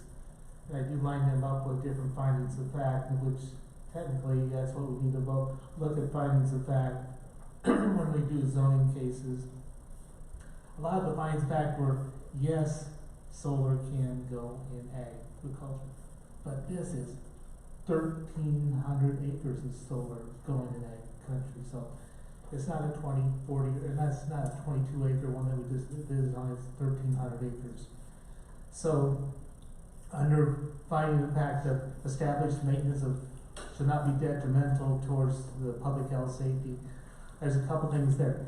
Their own person testified. Some guy asked, "What happened? What's my property value going to be like next to this?" Well, the assessor said it's going to go up because there's less ground in the area. It's all going to go up because there's less ground available, and that's. And then another side, when we thought of insurance for the different solar wind projects, we were thinking 20, 40 acres or something like that. We didn't think 1,300 acres. I think we're underinsured as far as liability on these commercial ventures. Property value.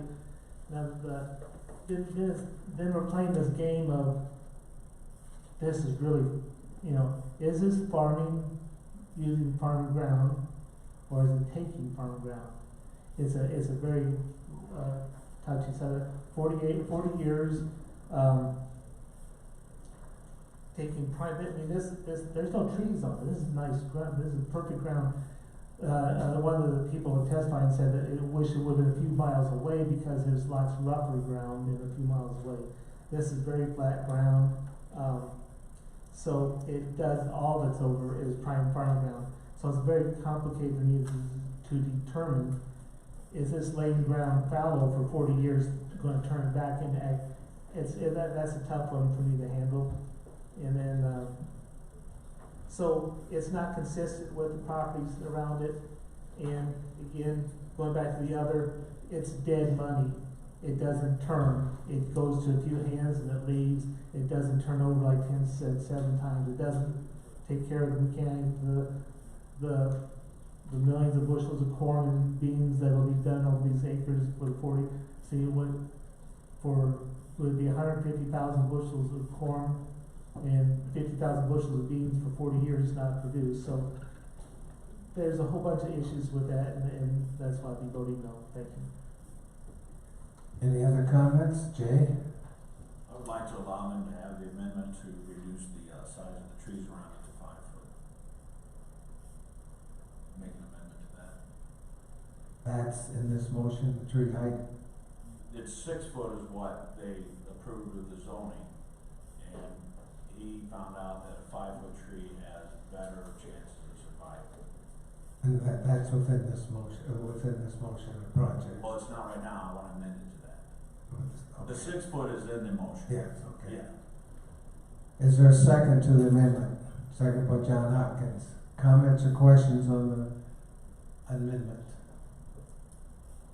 All in favor of the amendment signify by saying aye. Aye. Opposed? No. Let's do a roll call.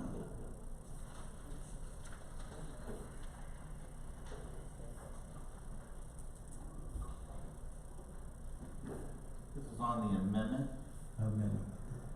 5-foot height tree. Crawford, No. Stepper, Yes. Mark Goddard, Sam Goddard, Yes. Graff, Yes. Paul, Harris, Yes. Hopkins, Yes. Justin, Yes. Longfellow, Yes. Mennel, Yes.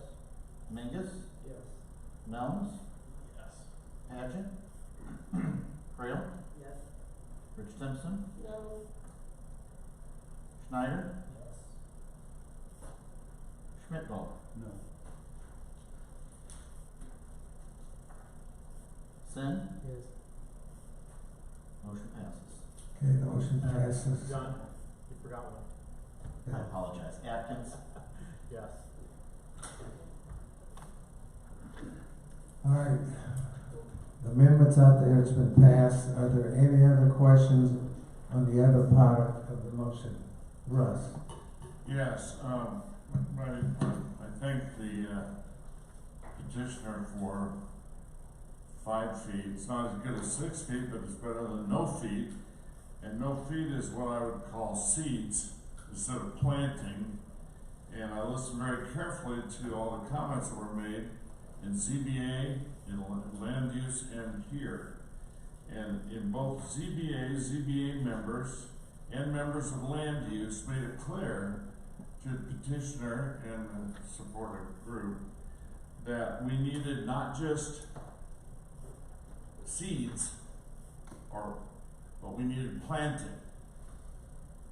By that I mean we needed developed green put in place. We've had a history in Tazewell County of solar commitments and projects coming in here and saying they show us pictures of all this beautiful green and the pollinating flowers as the state law based quite frankly, a lot by Crystal Deininger and I going to some of these conferences in Springfield and getting the state to write that in there. But what we didn't write in there, we've been realized, we didn't write in the time limit that it took to get that green. And so when they put seeds in the ground, anybody who's had anything to do with agriculture knows that's not the way it is for years. And so we've had Tazewell County farms, including right across the street from our Tremont Annex, that look like mud farms. Hey Russ, we approved it, so. My point, this is on the agenda tonight to approve or not approve. This is not an extension. This is approving this project, Mike, son. I mean, the amendment says we're gonna try it. Yeah, but that doesn't mean you've heard them say they're gonna put seeds. The planting that they will make, they're gonna make it 5, not 6. That's what we said. But there's no commitment to planting on how much they're gonna plant. We need enough planting so that we minimize soil erosion. That's what I care about. We minimize the impact, both visual for anybody that drives by or any neighbors. We also need for safety for any of that soil erosion on any kinds of roads or highways that our citizens travel on. So I have a problem with that, and I'm going to vote no. Thank you. Any other comments? Greg? Yeah, I'm about as conflicted on this as any issue I've ever had before me as a board member, and I don't want any sympathy because I signed up for this, but since I've been a kid in 4-H, FFA, ag class, farming most of my life, all I've heard is we need to be able to feed the world. Here we are, prime farm ground, and I asked the question, and they said,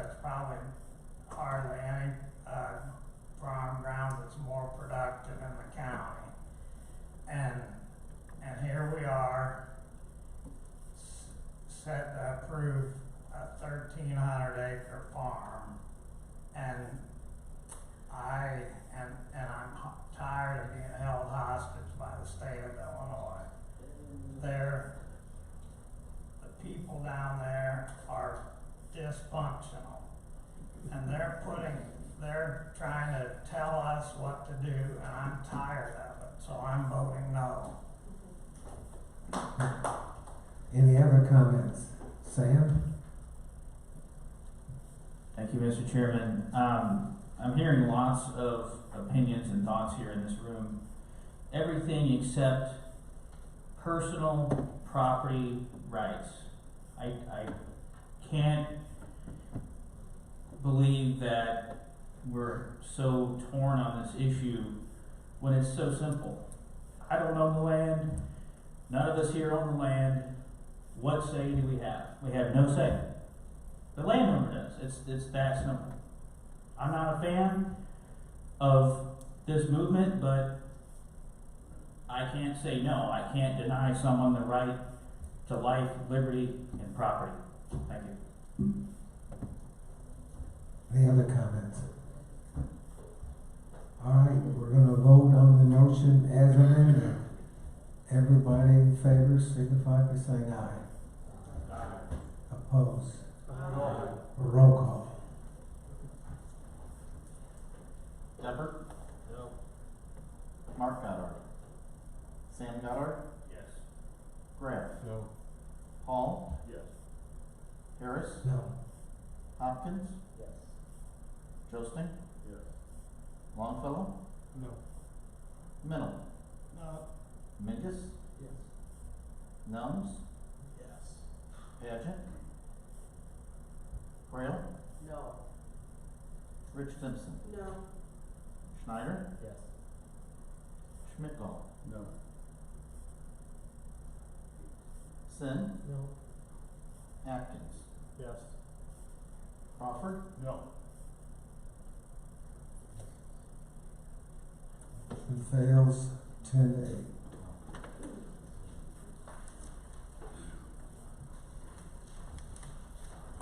Jackie, do we have to go through the reasons? I think you can rely on member Sin's reasonings if he wanted to find which of those, more specifically, he wanted, or felt were in the negative to justify the no vote. Greg?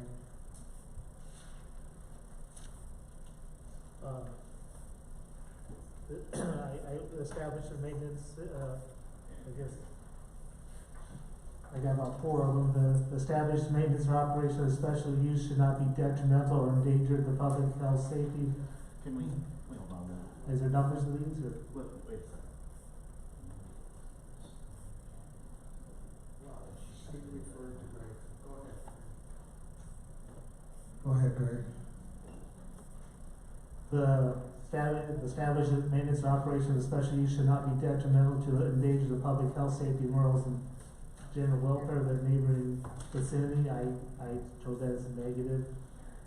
The special use should not diminish or impair the property value within the neighborhood. I suggested that as negative. The prime farm ground I suggested as negative. And consistent with existing property in the area, I consider negative.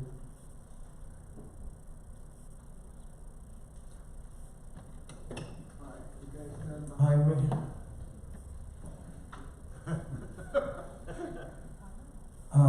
Jackie, do you have anything to add to that? Have you got that down? Yes. All right, thank you.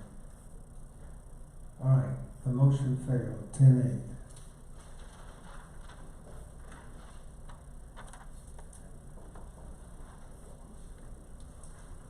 All right, entertain that motion for P 2413, replace the siding of the Broadway building. Motion by Katie, second by Russ.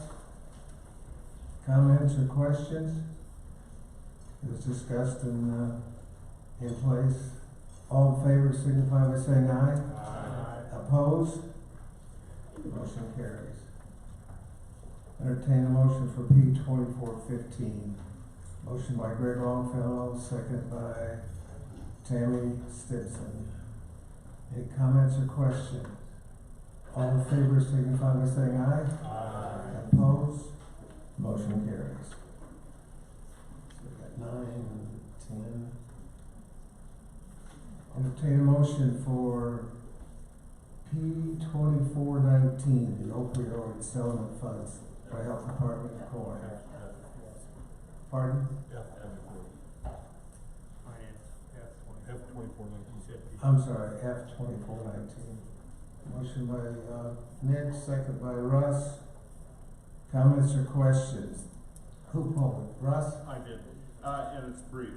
All I wanna know is from whoever knows, usually things like opiate settlements, we give to the health department and the coroner, but we'd also include the sheriff, the state's attorney, courts, and other appropriate departments in the criminal justice system. So maybe, since it come from finance, so let me ask Chairman Graff to make, all I wanna do is be assured that we didn't leave out some departments that should have shared in that money. Those departments you mentioned are already included, these are additions. Thank you. Any other questions? All in favor signify by saying aye. Aye. Opposed? Motion carries. That's the last item that was pulled. 18 was pulled. That's in appointments and reappointments. Okay. All right. Mike, you want 18 to be pulled, or are you gonna abstain? I'm just gonna abstain. Okay. Entertain a motion for 16 through 25 on the appointments. By Caden, second by Tammy. Comments or questions? All in favor signify by saying aye. Aye. Opposed? Michael is abstaining. Okay, motion carries. Any unfinished business to be brought forward? Any new business? Bills have been approved. Everybody's, need a motion to approve the calendar for June. Second by Max. First, motion by Max, second by Michael. Comments or questions? All in favor signify by saying aye. Aye. Opposed? Motion carries. We are in recess. Good job, Michael.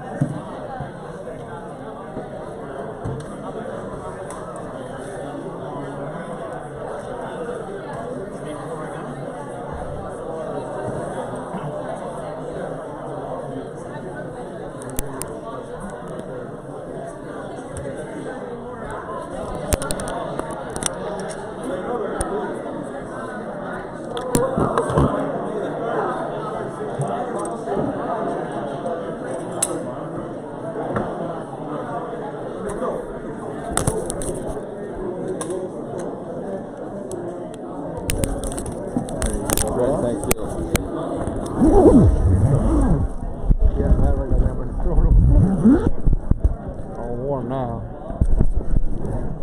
Alright, have a wonderful evening. Yep, see you later there.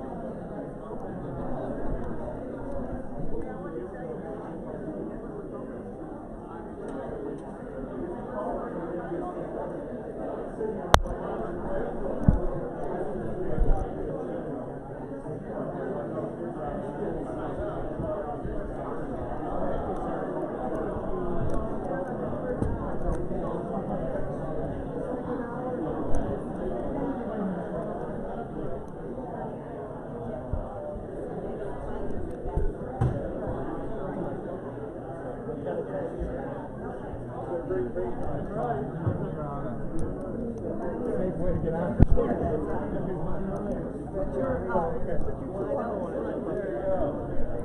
I kinda got like, hey, my parents is back here, you guys, I want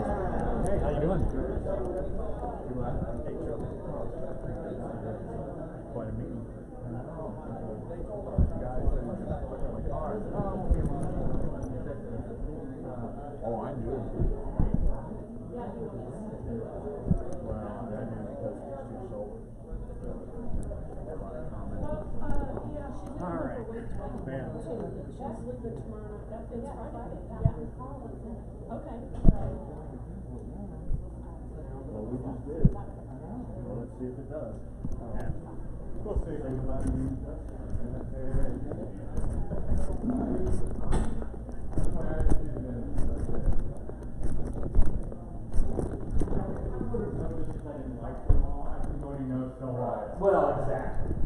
Exactly.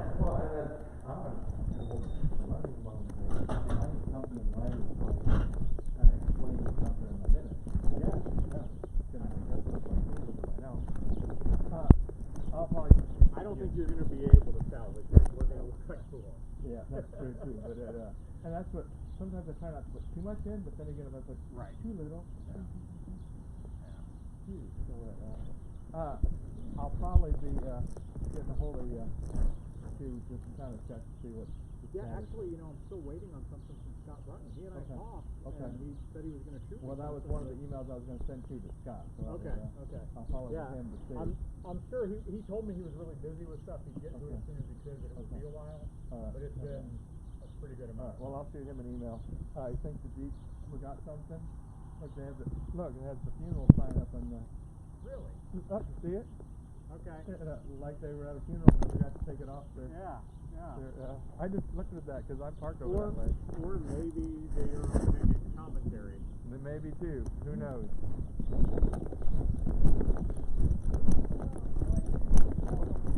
Oh, what a freaking mess. I'm so thankful you get to do those minutes. I just, I get my own opinion on certain things. Oh my lord. I mean, the thing That's is, confusion. but one time before though, when I remember, and when they went to the nice stuff, they said, we have to go to finding the facts, we have to have them. Yeah. Well, that was so Yeah, I saw you up there kind of annoyed. Yeah. And I'm sorry, fucked up. Was it because Mike doesn't know what he's doing? I don't know. I mean, it's just, because then I'm the one that's doing the records. I'm going to say, well, what are they? I don't know. It's going to be real confusing when Brett starts, because, I mean, it's not going to be his fault, but he's not going to know what to do at all. So, but I'm going to do what I have. Yeah. Anything else, that's up to the city. Yeah. Well, and now I told Melissa, I said, oh my God, does this make your life horrible? She's like, I try to work with them. Yeah. Well, I mean, they're going to... Emails never get responded to, and it's very, simple is, I never get a response back. Really? Yeah, we received it, nothing. So it's just, and I like them, but I just, sometimes it's hard to work with them. Now you know when my husband left. It's just... You're talking about zoning? Yeah. There's a lot more shit than what, but, well, and you know what, he left for a better job, but, bullshit. I don't know if it's, I don't know, I'm trying to give him, spending it that much. I mean, I personally get along with him, so, I don't know. Oh, yeah, I mean, it's crazy around here. Everybody. I'm like, welcome to government. I'm like, I've never seen, I mean, people vent to me all the time, which I'm glad people trust me, because I would never be like, guess what they said, but, because there's a lot of frustration. Yeah.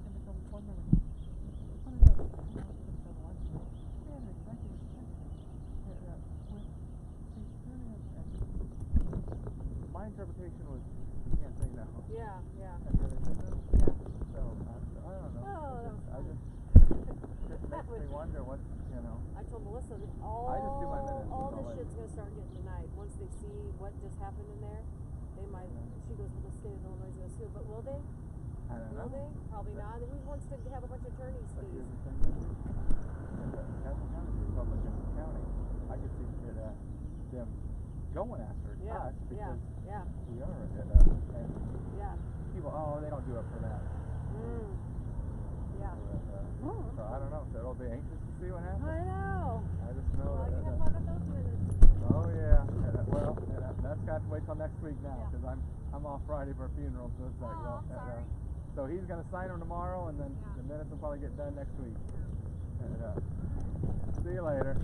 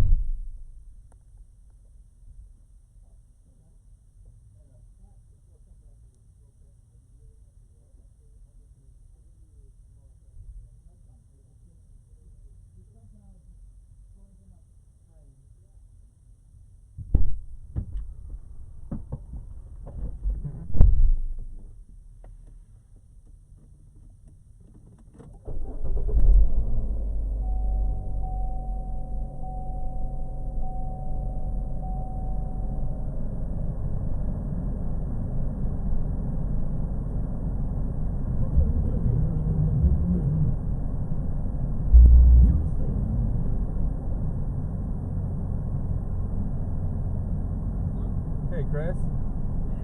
Hey, I just got out of my meeting, so it's awful late. I haven't even had dinner yet or anything. Can we schedule some other day here soon? Sure, yeah. I'm not sure. I'm going to be out of town Saturday. Tomorrow I got the Marine Corps League. I work the raffle at night. So, what time do you get off Fridays? Well, this Friday I actually I have a funeral to go to, so that'll be in the morning, and I'm looking to, honestly at by the time the funeral's done and maybe a luncheon, I'll be done and back home by 12:31 at the latest, I would think. So I actually get off early on Fridays. Well, this Friday I will because of the funeral. And then if I have to, I can bring it to you and just drop it off.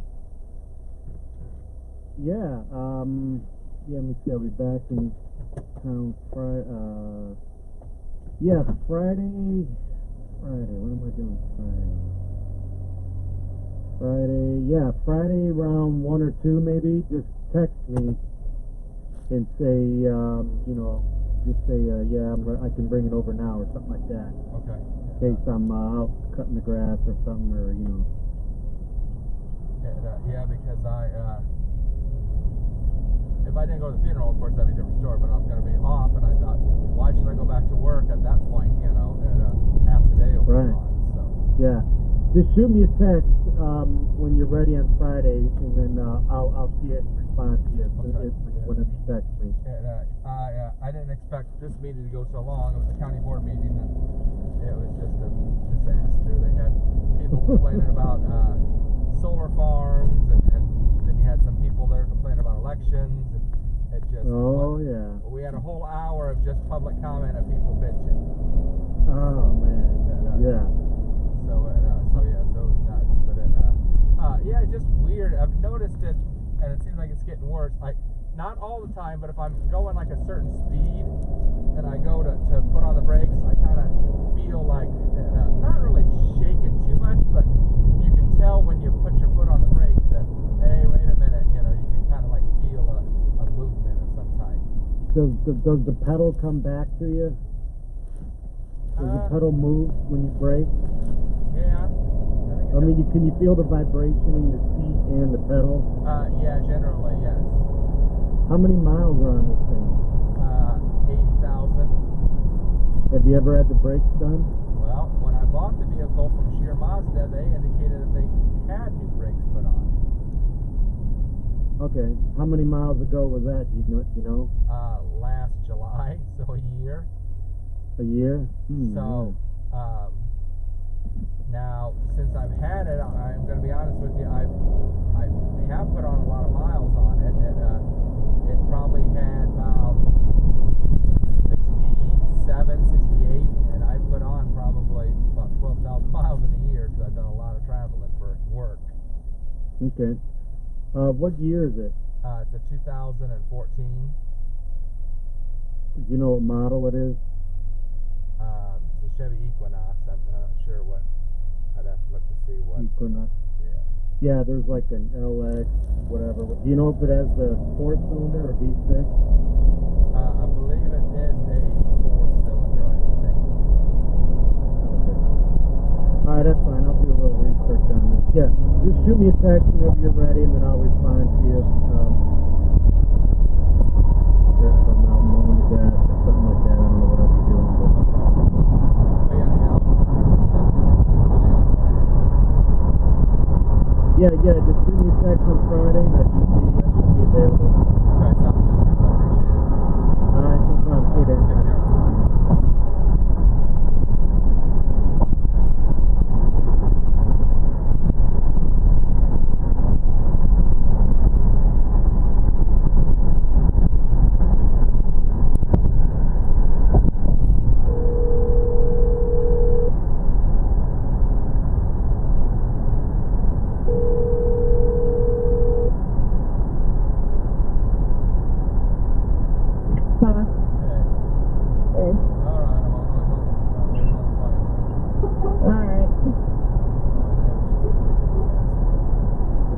Take care.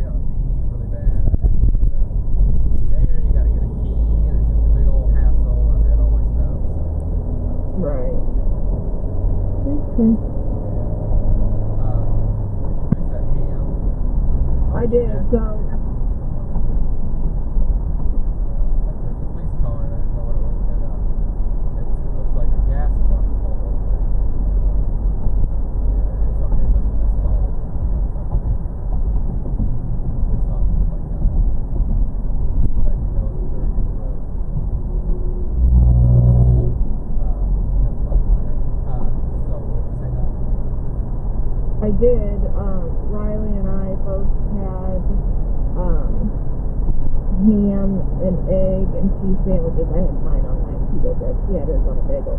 But there's still half of that ham steak left. I mean, I don't know if you want more than that, then I can stick to something else. I mean, I can stick to eggs, but if you want more ham, I can try to stick to something else. Alright, so you only fixed the one ham then? Yeah, because it was huge, and I knew I wasn't going to eat a lot. Why didn't he eat it? No, he didn't eat. When I got home, he was fixing ramen noodles. Was he? So, whatever. Well, I can eat the ham off and, because I can get up and fix the eggs. I still have the skillet on the stove, so I figured you could. Well, I gotta get up anyway, babe. I can't lay here all night. So, and that's when we hooked it up. The oil's still on the stove right now. Riley brought home my Olive Garden, and I figured she could take that to lunch and Friday and let's eat. But if I get really hungry, I can sleep that too. Right. Cool.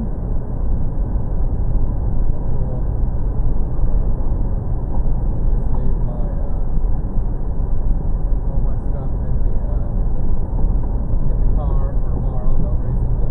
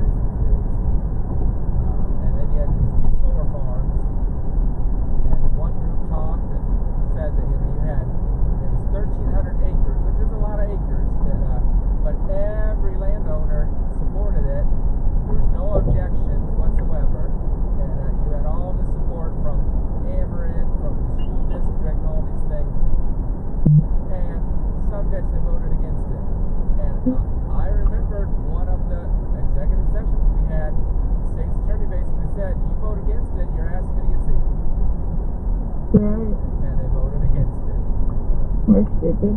And then there was another solar farm that all they were asking for, they were approved last year, and they were asking for an extension, 1-year extension. So that Bill Atkins asked, is there anything that says we can deny it? And the state attorney said, there's really nothing in our ordinance that says you can deny it, and but it doesn't really say that you can. And that section was so vague, but the project itself was already approved. They just wanted additional time because they're waiting on some stuff from the state. Nope, they both voted against that too. So I'm thinking they're just opening themselves up for lawsuits. Right. You know, both solar companies had attorneys there. So I'm thinking, whatever. That's on the county. Yeah. Alright. Okay. I'm assuming nobody got the mail. Alright.